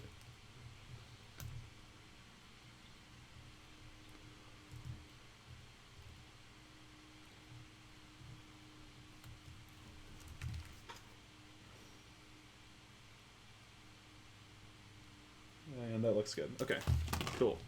So now you have a chance for some magic smoke here. So magic smoke in 5, 4, 3, 2, 1. Nothing. Whew, good. Okay. I need my multimeter real quick.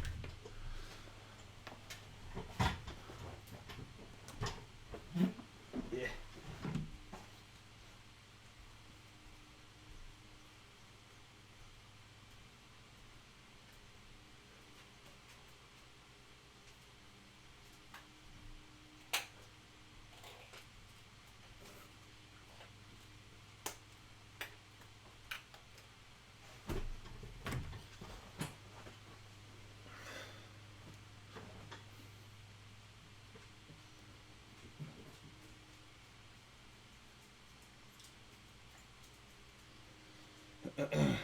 Sorry, I just got an urgent text, but I don't know if I can handle that right now. Okay, here we go. Power that back up. And I'm testing the 12 volt regulator, so we should see about 12 volts. Which we do. And the 5 volt regulator, which gives us 5. Cool. That's all working. I actually really like the look of this so far. Nice and clean. Okay, next step is the flight controller. So we're actually going to take these guys off.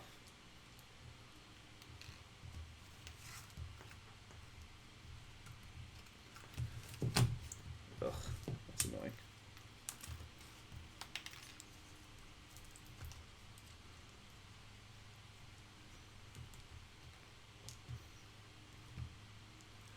Boba Fett, what are your thoughts on MDX and the level of skill at the competition?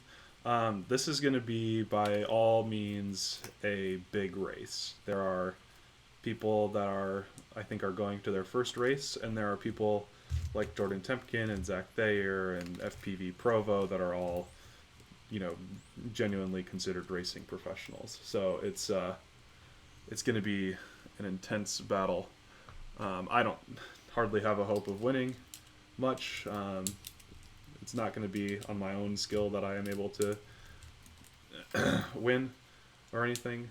So, that's kind of how I'm feeling about it, but that is a-okay. I'm going to go have fun, meet and hang out with old friends, and it will be good.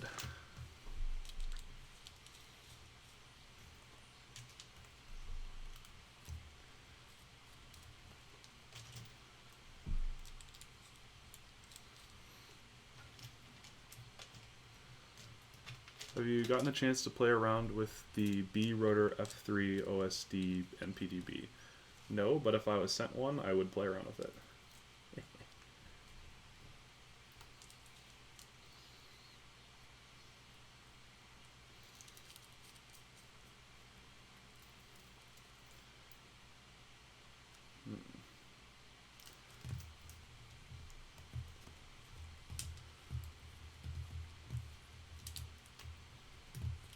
So this zip tie is putting stress on the the flight controller, so I'm going to take that off.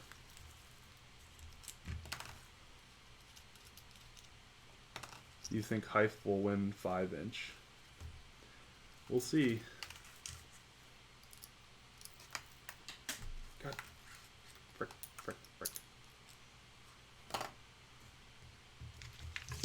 So I'm just going to take this off.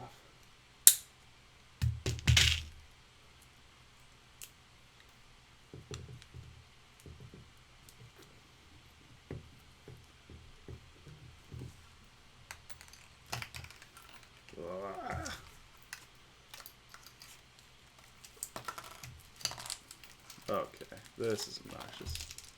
So I don't like the way this power distribution board works at all, to be honest.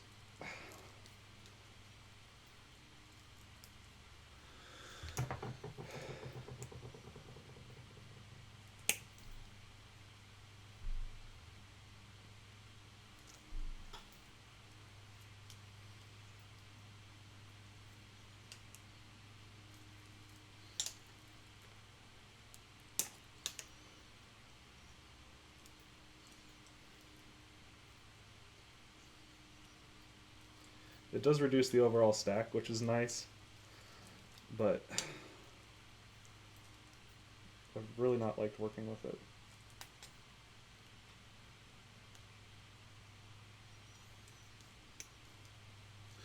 I should have gone with my gut and put in the extra couple pieces of mounting hardware that I was thinking would help. But I didn't. I dropped another thing.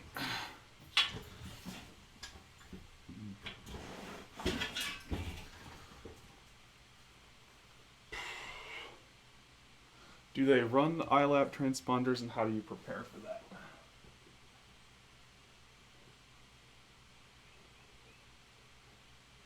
There we go. Basically, you're going to use the one iLap transponder for everything. And so because of that, you need to be able to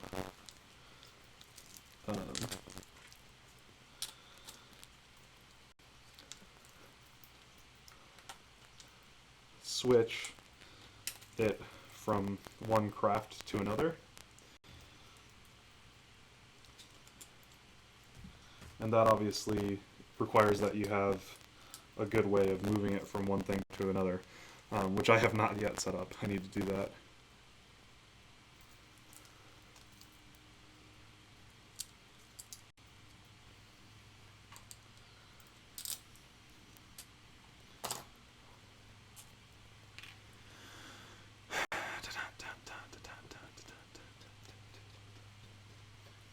Ooh, I know. Let's see. Oh, wait, is there anything in here that will work? No.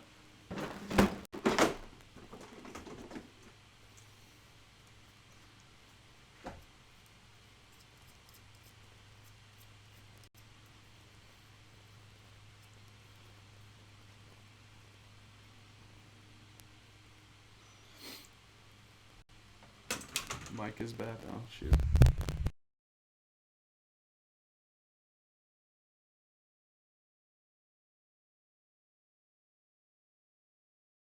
Okay, I reset the mic. Let me know if that's better.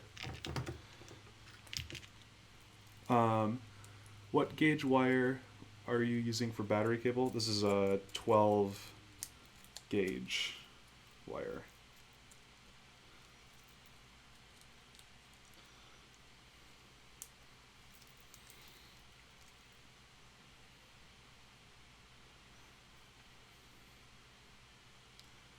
First person to find my 3M driver wins a cookie.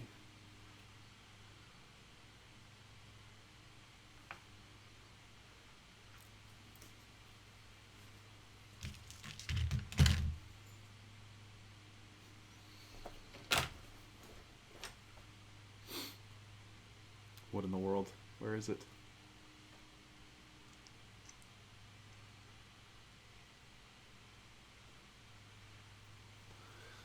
I must be blind.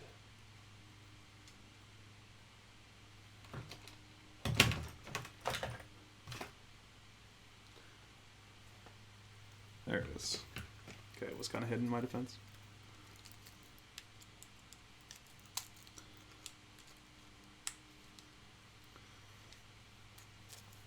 Hype's cat ate it.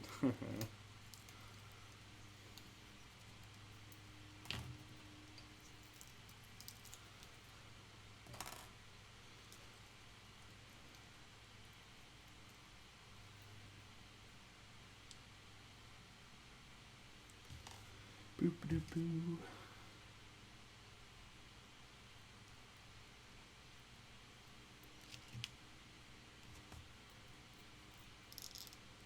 I was the first person that found it. I get the cookie. Let's see. Like his camera and top plate.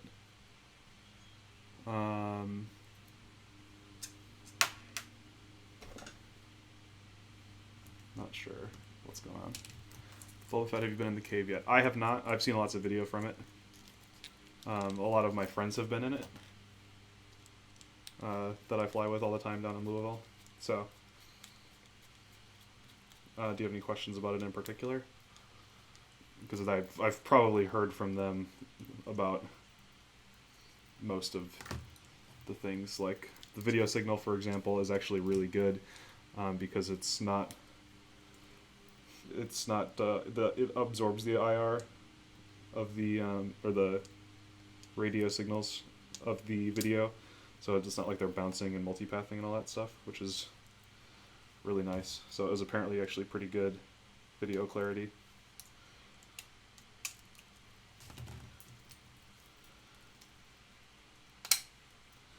From what I've heard. Signal propagation issues. Yeah, no, it sounds like it's actually really good down there, or surprisingly good. You know, not obviously not being outside, but good.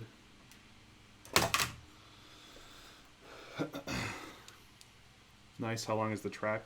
I believe that it was about a quarter mile total distance, but you know, like with switchbacks and all that stuff. But it's fairly straight or fairly wide open, so you should be able to stay on the throttle for a lot of it. Which we'll see. I'm actually not very good at races in which you can be on the throttle for the entire lap. I like to have it more technical, more compact.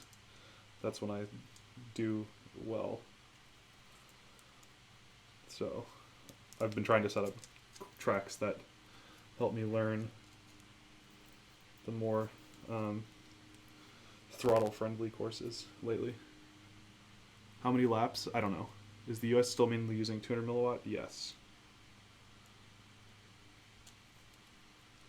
I assume 3 laps because Joe Scully is running it. That's just what he likes to do.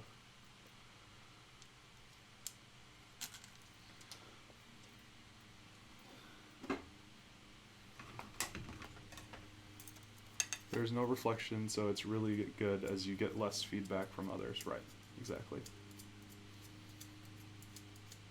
I was a bit disappointed in how large the gates are. Yeah, I have one video where I was flying through the gates that they're going to be using. Vlog like 18 or 17, I think. And yeah, they're massive. Once you're moving really fast, you know, it's not, they don't feel quite as big. But yeah, they're huge. But that's going to make it a lot easier to have a faster course like that. Sorry, I'm just fiddling around with standoffs, trying to get something that I like. The stock things that it came with were not quite tall enough for me, so I'm adding some nylon ones on top of it, and I added some standoffs that screw in at the bottom too. So they're just I'm just kind of jury rigging a lot here to get it the way I want it.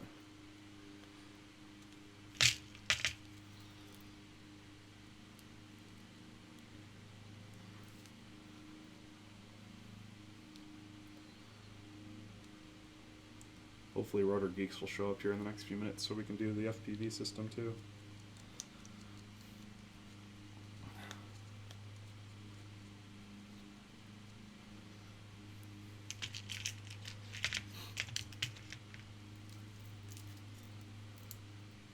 Chris, were you thinking of coming down to the race? I remember you talking about it, maybe.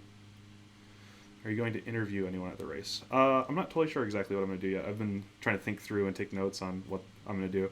But I definitely am going to try to at least film some kind of more chatty, talky kinds of things.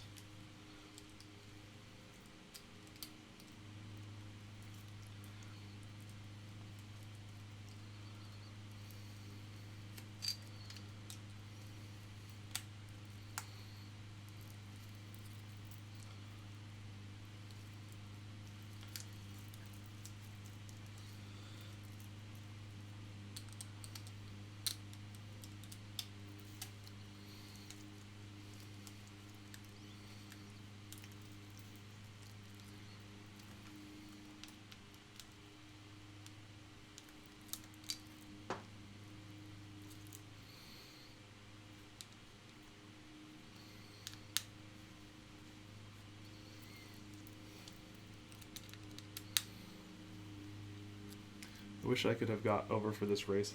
Location looks mental. Yeah, it's going to be awesome. I'm actually probably more excited just about the people than I am about the actual race. But, you know, that's just the community in a nutshell.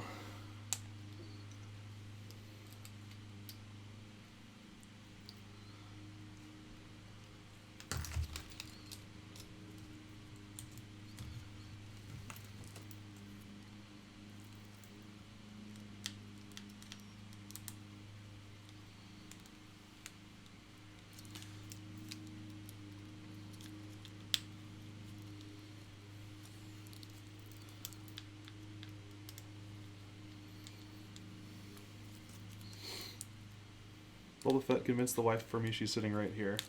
What's your wife's name?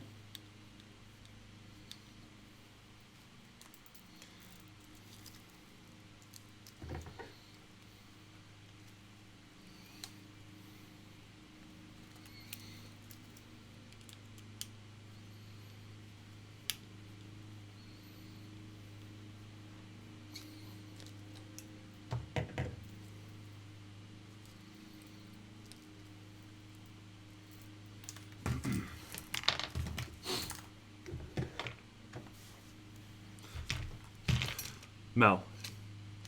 Chris is a hardworking guy. He is becoming a very good friend of mine, and I really, really want the chance to meet him in person at this race. So I don't know what it would take for you to be okay with him driving out or flying out to spend some time in Louisville with a lot of this awesome community. You know, I think that would be fantastic. So if you have if there is any way that you can help make it happen, I think that would be really, really, really good for Chris.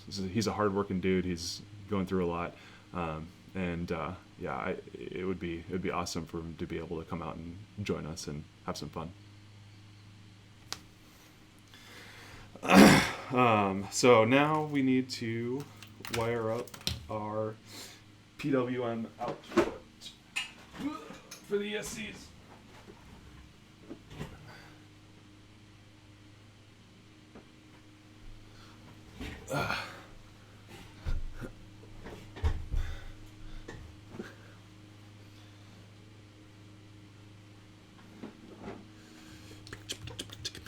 So, this direction is forward, this is backward.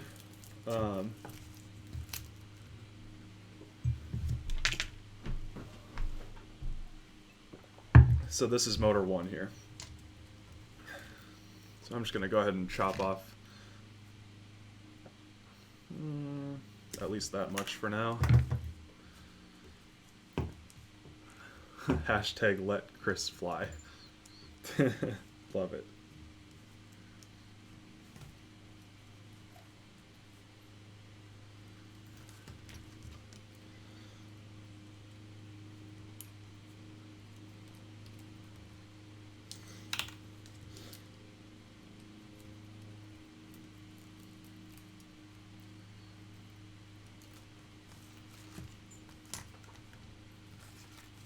I gotta get some of the stuff out of my way.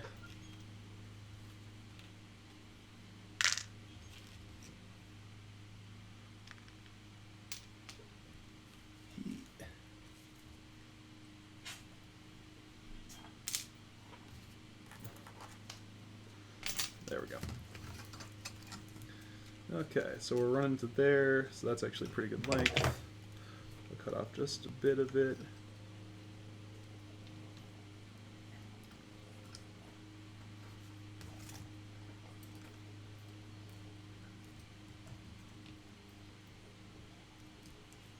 Chris, would you drive or fly?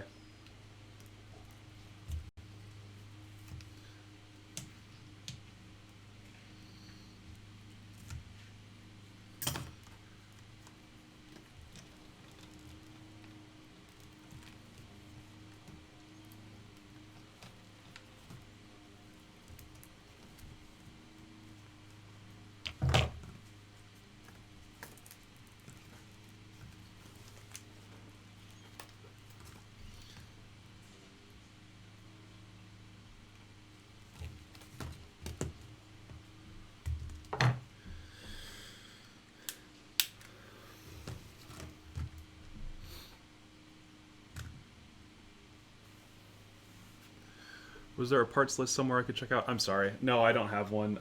This was kind of a last minute deal. These are DYS 1806 motors. These are the ready to fly quads, ARM ESCs, 32-bit, a KISS or a Flip 32 F3. There's a 12 volt voltage regulator and a 5 volt voltage regulator, and then FPV is going to be HS1177, FX799T, and the receiver is D4RSB, but I don't have my receiver system, or I don't have anything but what you see on screen right now. I'm waiting on a shipment from Rotor Geeks. I'm actually kind of hopeful that it'll show up today, but you never know.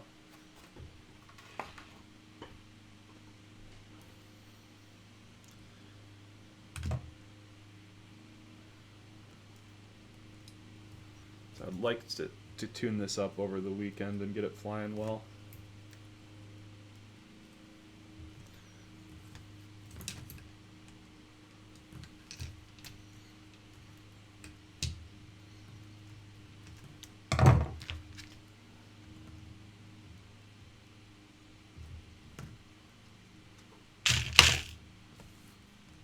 You're very welcome.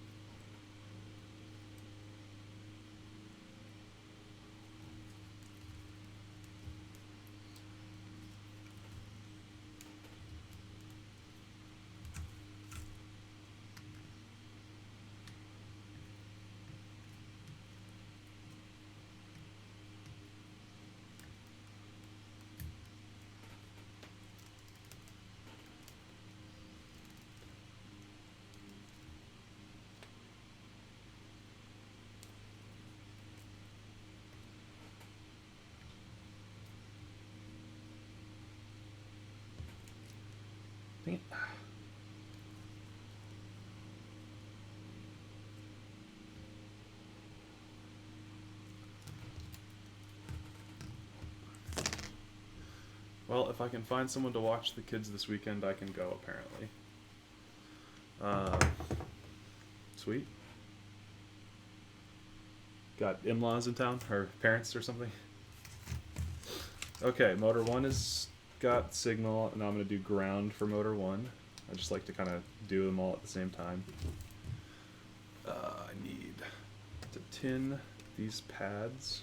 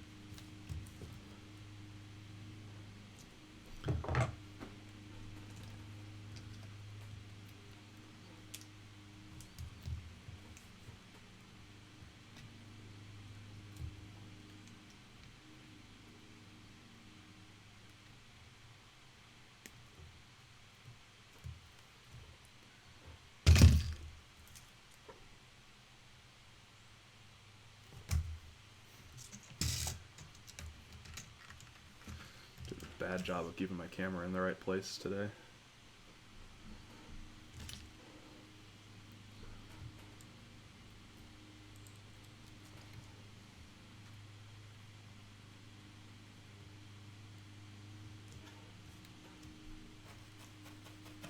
All right, one motor totally wired up, ready to go.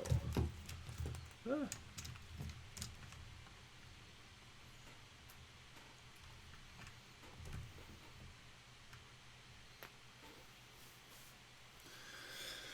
Okay, motor 2. So, if this is the front, then this is motor 2 over here. No, wait, what?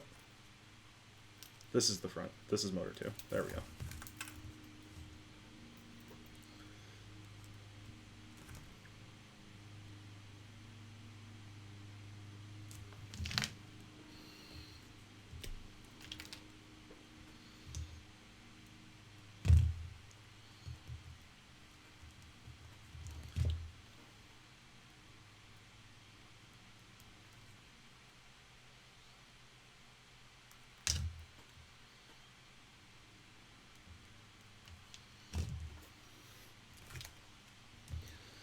Okay.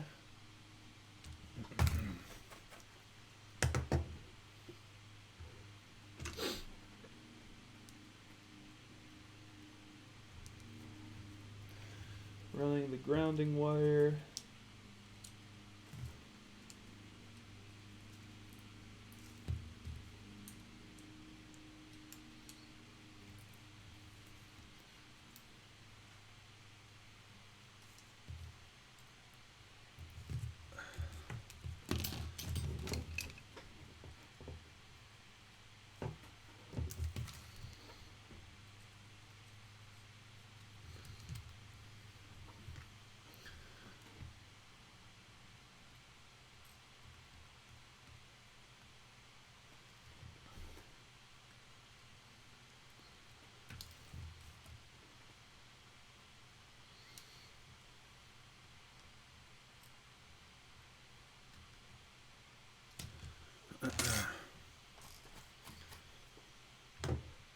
Okay.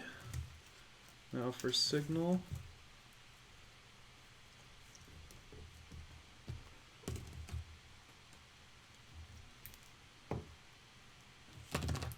Cut this down a little bit, I think.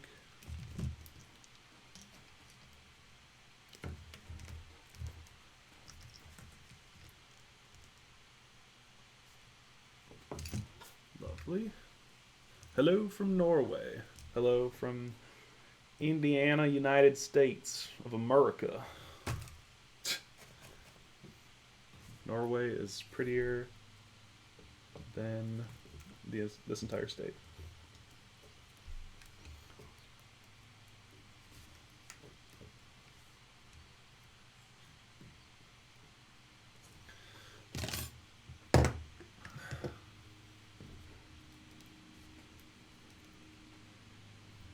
Eric Hogland. Probably butchered that. Okay, motor 2, done. Whew, this is looking good. Alright, motor 3.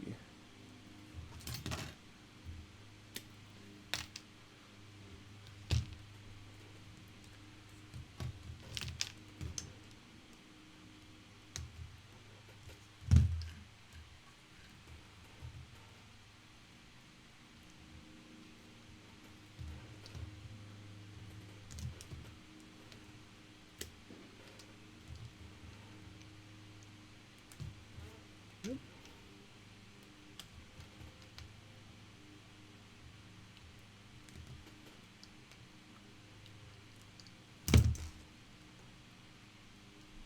we go. Tin, tin, tin, rin, tin, tin.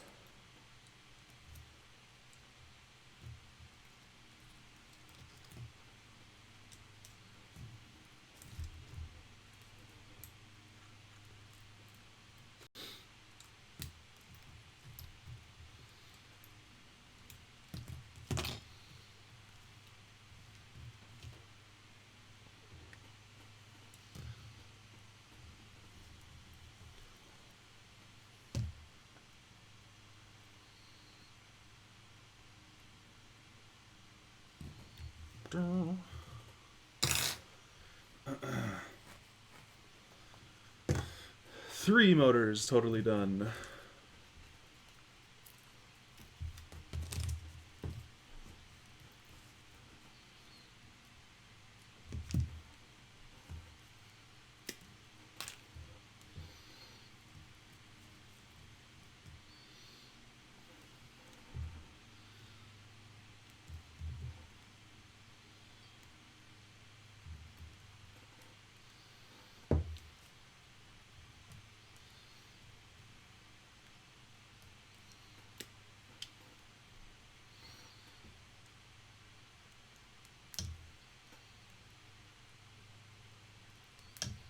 Yeah.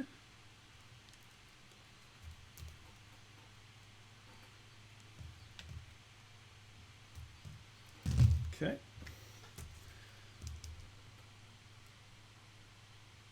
Ten.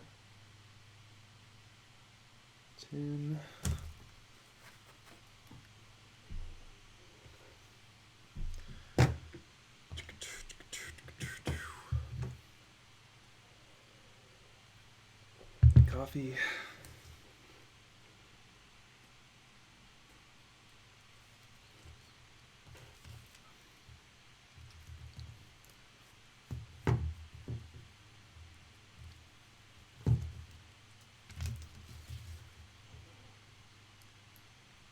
Come here, you little munchkin.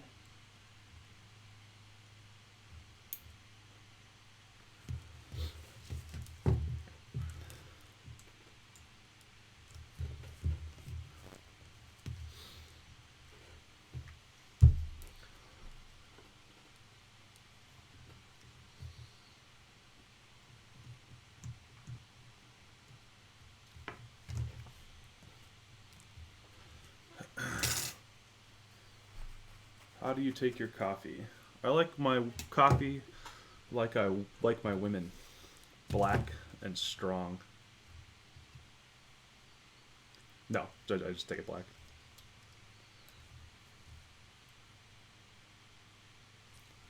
I really like the taste of coffee. I like intense flavors. Hot sauce and curry and wine, coffee, all of it. Those sorts of things.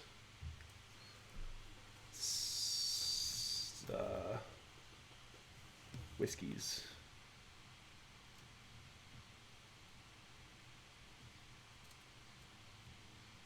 Aha! 4 motors done. Look at that beaut.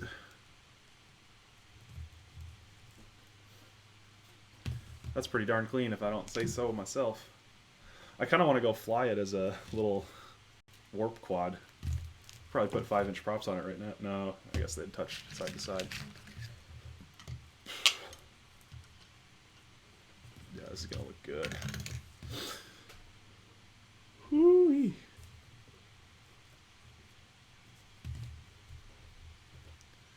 What type of twister are tufts? I do not know what that means. Alright, we gotta check the motor direction in clean flight. For that, we'll need a USB cable. I'm just gonna move this over.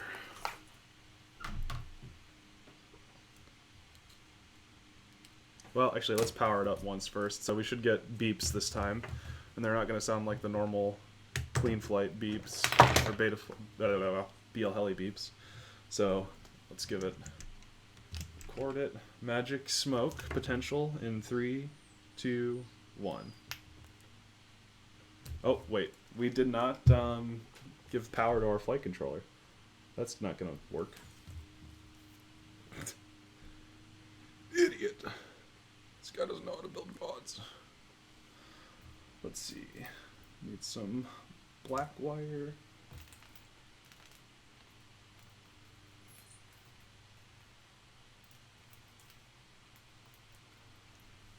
And some red.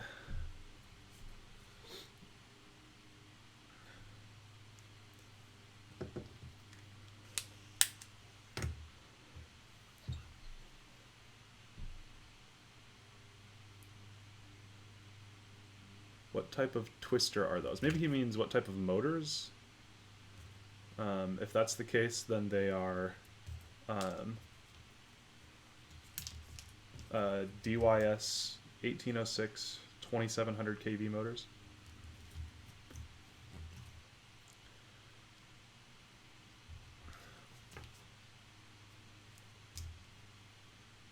Are these opto ESCs? Yes, they are. Which is why I have a 5-volt regulator right down here.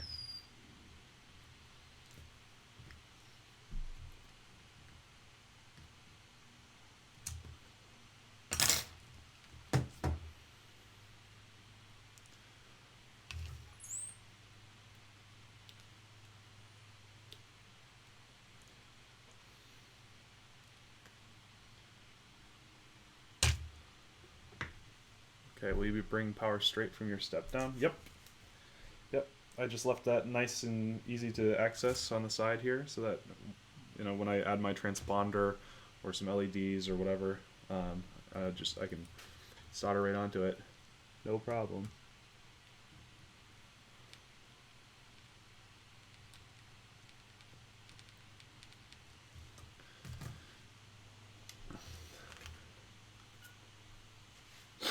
Okay, and then we can run power in right here to the flight controller.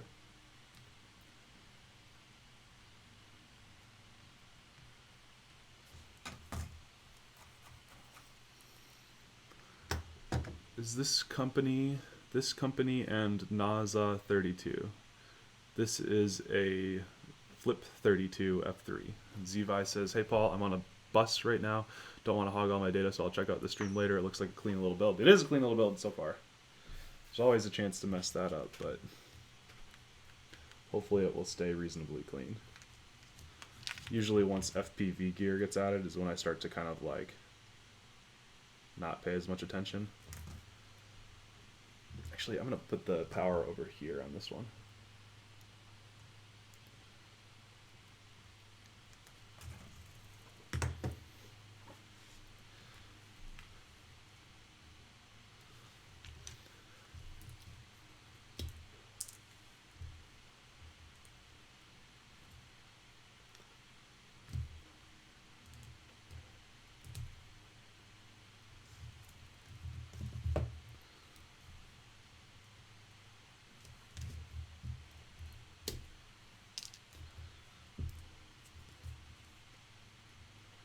To use the same tip for all soldering. Usually, I don't usually use this one actually. This one's a lot fatter than the one I normally use.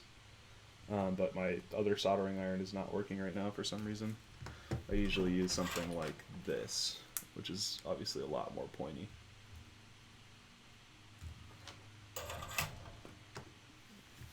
But I never use anything but that one when that soldering iron was working. Okay, we've been going for almost 3 hours here. This is pretty good. This build is a bit more meticulous than my usual fare, but I am liking the way this is looking so far.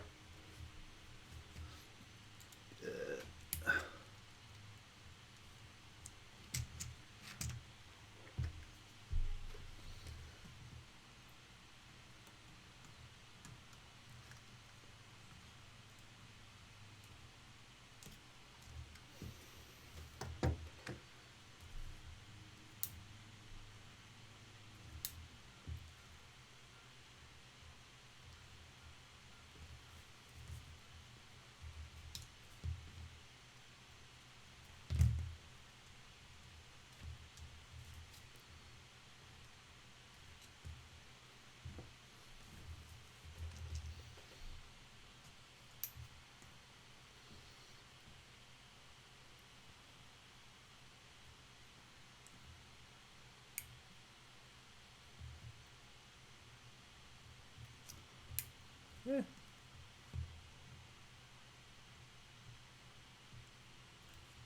There we go. Now the flight controller should have power.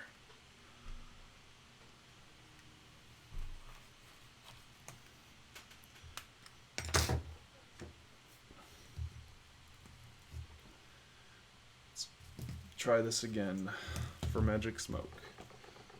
Ground, positive, ground, positive. Okay. Woohoo! Okay.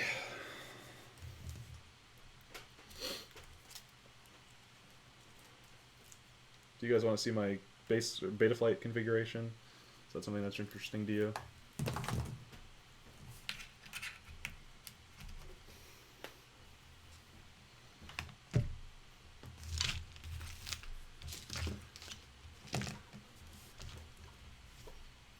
Alright, desktop.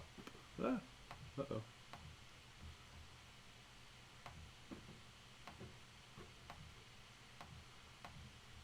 Alright, hold on, I gotta add a screen capture here. Okay, so you should see desktop now. Clean flight. And firmware flash. I've not flashed this board yet. I've got Betaflight 2.6.1 downloaded right now, which is that one. And flash. Alright, while that's flashing, I'm going to grab some more coffee.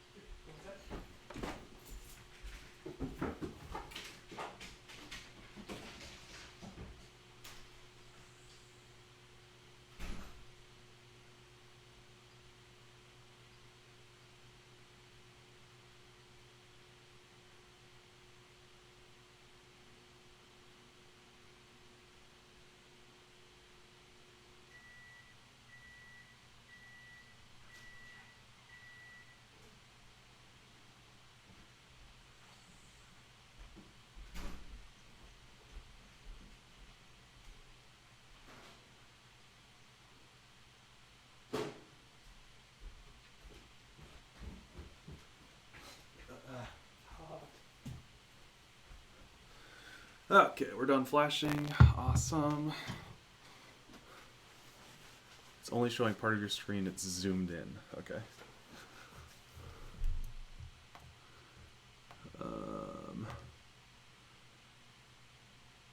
Transform.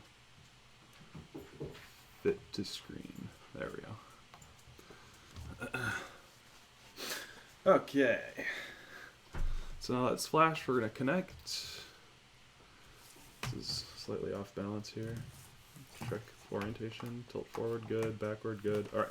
So that's working. Ports. S-Bus is going to be on UART 3 on this board. So I'm just going to save that right away. Go to configuration. You got one shot 30 to 125. I always set my minimum throttle to about 1050 and my maximum to 2000. Change this to RX serial and S-Bus for S-Bus. VBAT fine. And I'm going to set my cycle time to 250 4K, which this flight controller can handle. So save all that. And now we're all configured there. Going to PID tuning, I always have 0.6 roll, 0.6 pitch, 0.8 yaw on multi-wii. I'm going to leave PIDs stock for now until I have a chance to actually watch this. Receiver for the Tyrannus, you set it to TAER. I set 6 deadband on both things. I changed my RC Expo to 0.7 and my yaw Expo to 0.35. That makes it nice and sloshy in the middle. Not sloshy, but tight. ARM I have on channel 2 at the top end. Air mode and Super Expo I run all the time, both of them. And then black box I put at the top of channel 3. That's just the way I have it set up on all of my models. for CLI, the only thing I do is say set super expo factor equals 20. That makes it somewhat tame. It helps scale your PIDs a little bit, but I don't want it to do it too much because I don't really want really fast rolls. I just want the benefits of super expo without the really intense behavior at the far ends. So it gives me more control throughout, but it makes it doesn't take over completely all the time. All right, now I need to go into Motors tab. I understand full to do a ESC calibration. Down and calibrated. Disconnect battery, uncheck, check. Okay, we've got nothing. All right, now we're going to check motor directions. On motor 1,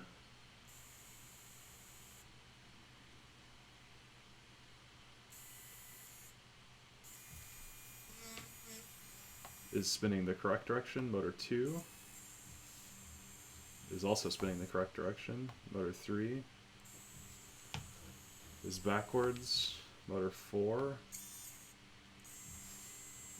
is correct. All right, so we've got one motor to switch directions on. Ugh.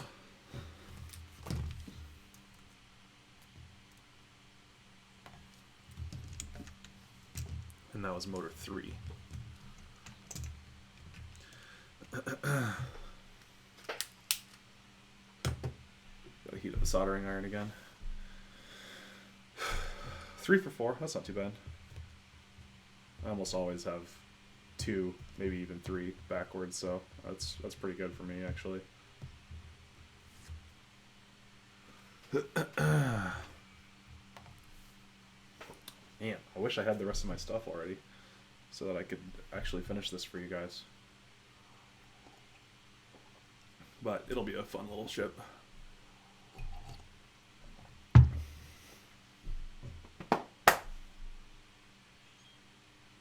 Okay, probably hot now. These butane ones heat up real fast.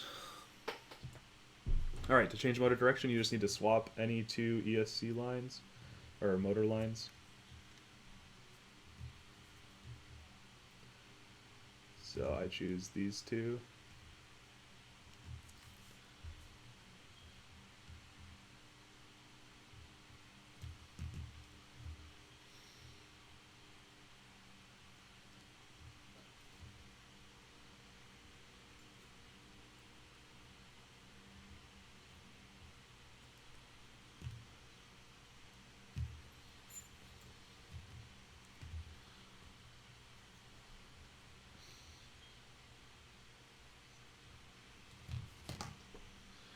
Messed up my pretty motor wires.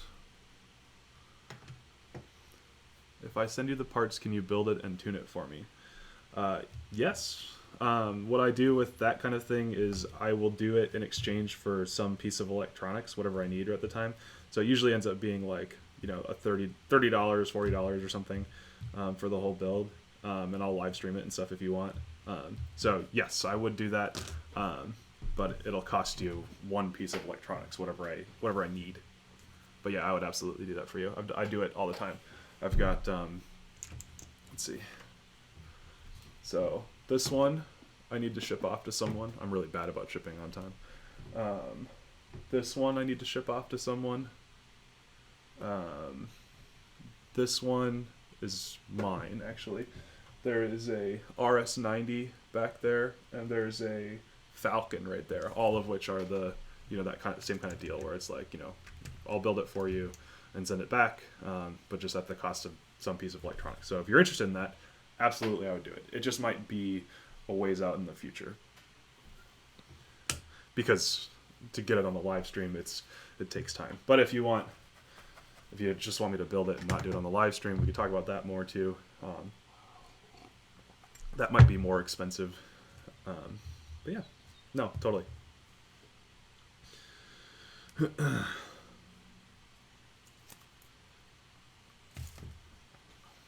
Okay. Now, I'm going to double check motor direction again, just to make sure that I've got everything correct. Nothing worse than finding that your motor needs to be switched around later.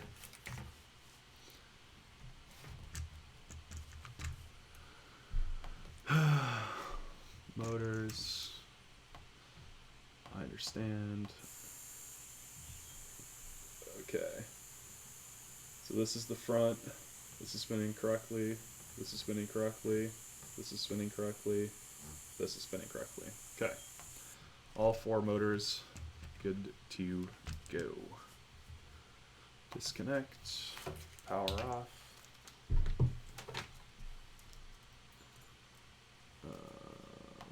Okay. Well, that's about it now. I don't have the rest of the electronics to set this up. I'm waiting on a receiver and a camera, and I have the VTX, but there's no point in putting that on right now because it requires the top plate. So I guess I'll just kind of assemble the rest of the frame here so you can see it, and then use your imagination for the rest. But so you just so I've got these standoffs. They go right on top of the flight control board like that. A lot of people like to be nervous about this, but honestly, I've heard of one incident in which the flight control board was damaged by a top pod like this. So those sit right there on top of that. Oh, actually, I want to finalize my ESCs a little bit. So now I can just cover up that last bit of motor wire, or those.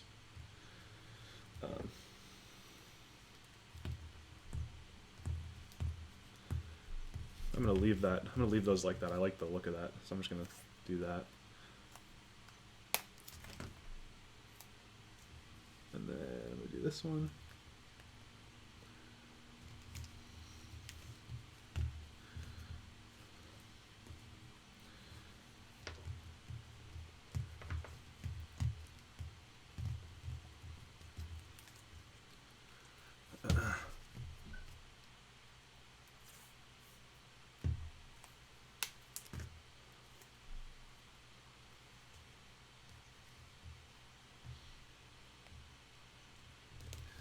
Sunday, yes, but not many frames would do any different on a crash as intense as what you described. I mean, any quad is going to have problems with a hit that big.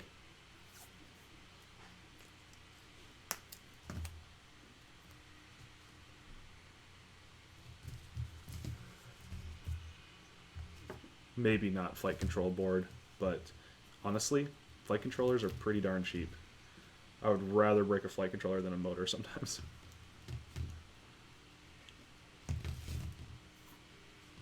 Okay. Whew, that looks pretty good.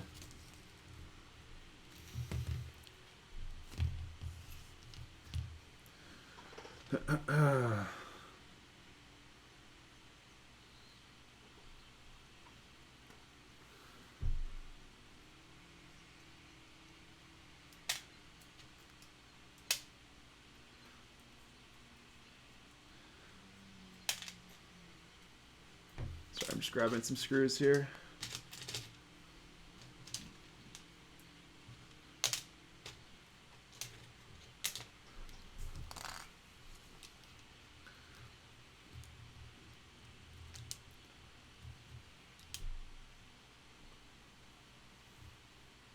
Where is... There it is.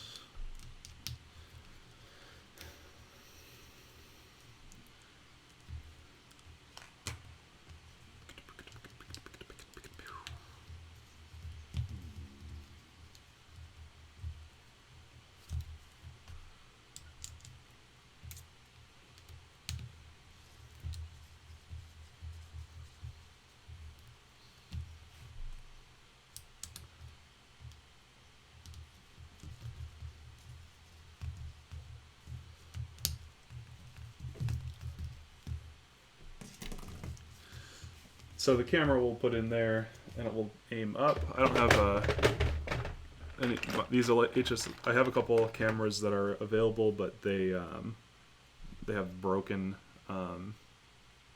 holes there, so it doesn't work very well. But so you'll take the let's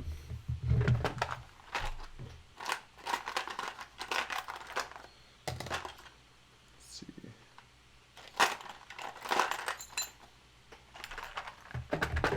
You'll take this mounting bracket and put it in here, and the holes up on top line up with it perfectly, and then the camera will go. Might have to do that in a different order. Get in there.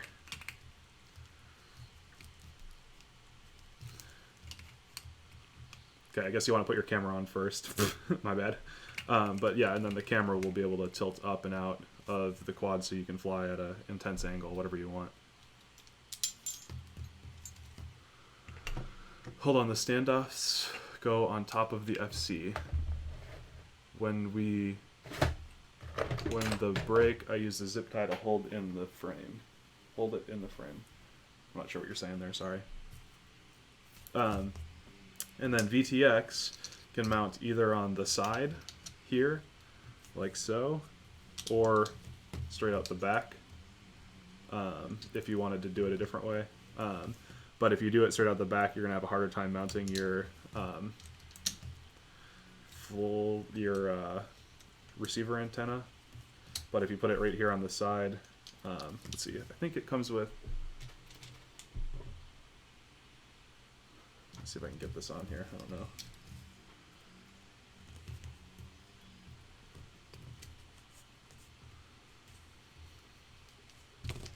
Ah, so close. Couple little O-rings that you can put on here to help wedge. Come on, it was so close.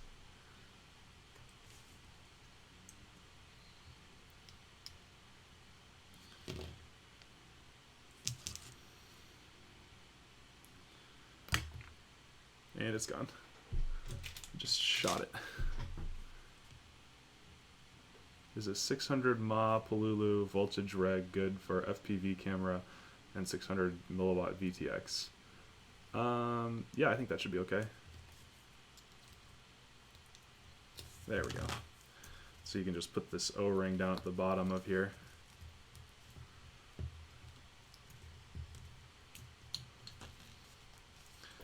And then that will help friction fit it against the VTX mounting point.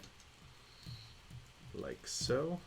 And then, let's see if I've got, do I have an antenna out right now? Okay, whatever. This is a receiver antenna, but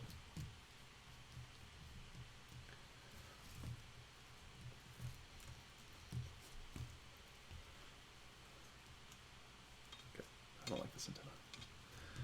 I'm gonna add another O-ring to it, actually.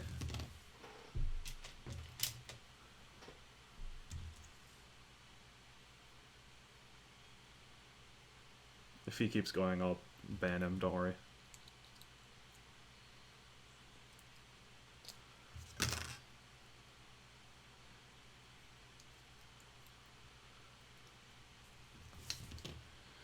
Where are my antennas? Okay, here's another receiver antenna, but this one doesn't have the same problem as the other one. Okay, and then screw it on.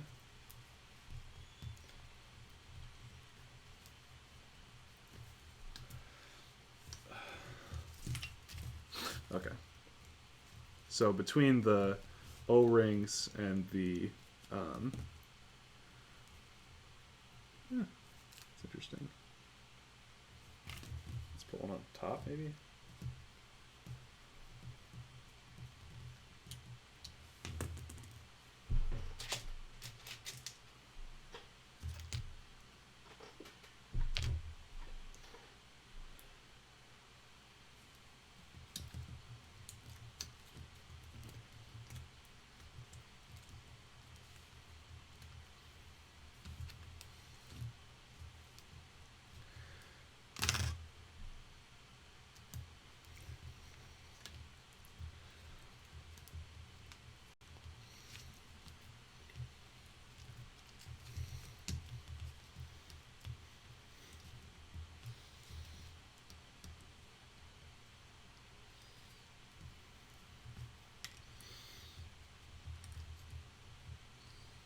There we go.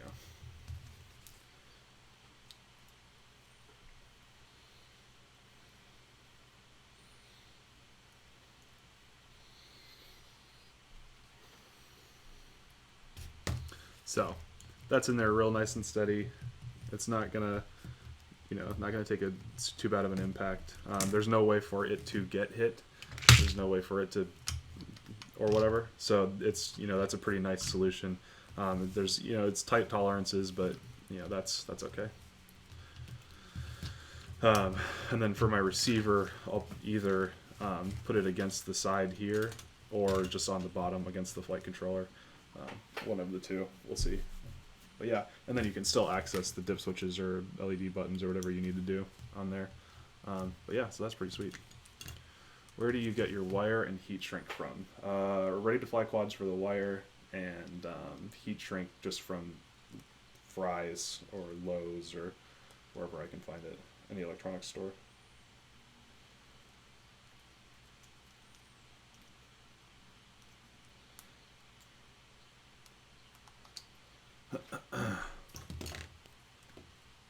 So yeah, that is the Falcon 160. Let's put some props on there. That'll look good.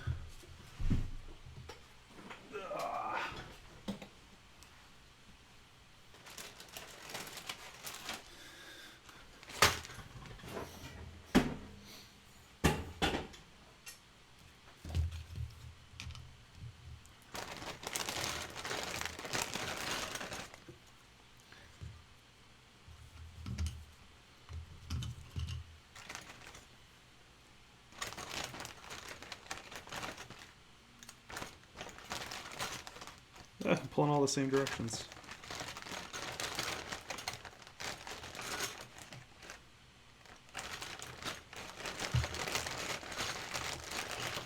There we go. No sound.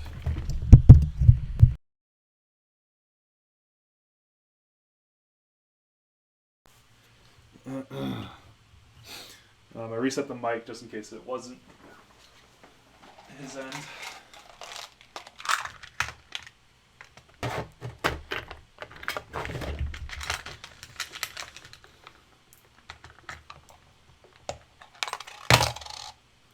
Okay, got some lock nuts.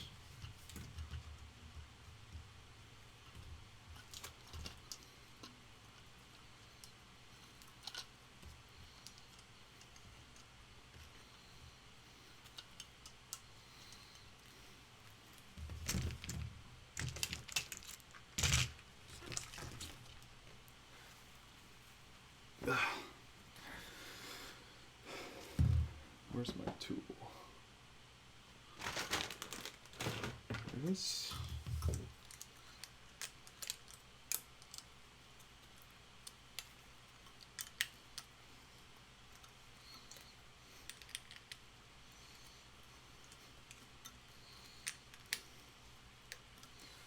Voila. Falcon 160.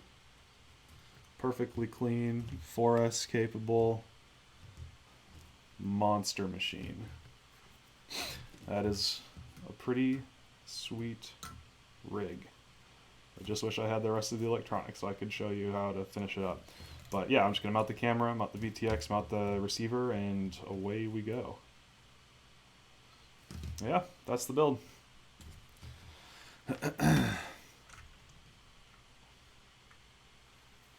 So yeah, this has been the FPV live stream.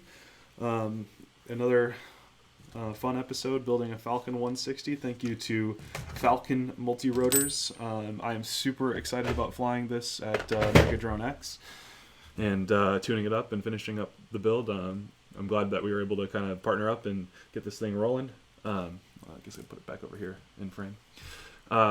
Thank you everybody for stopping by. It's been a blast this morning. It was a little bit impromptu, not super well publicized or whatever, but it was good. I'm glad that we were able to get together and work on it.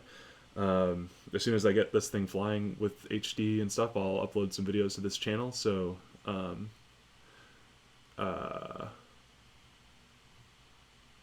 So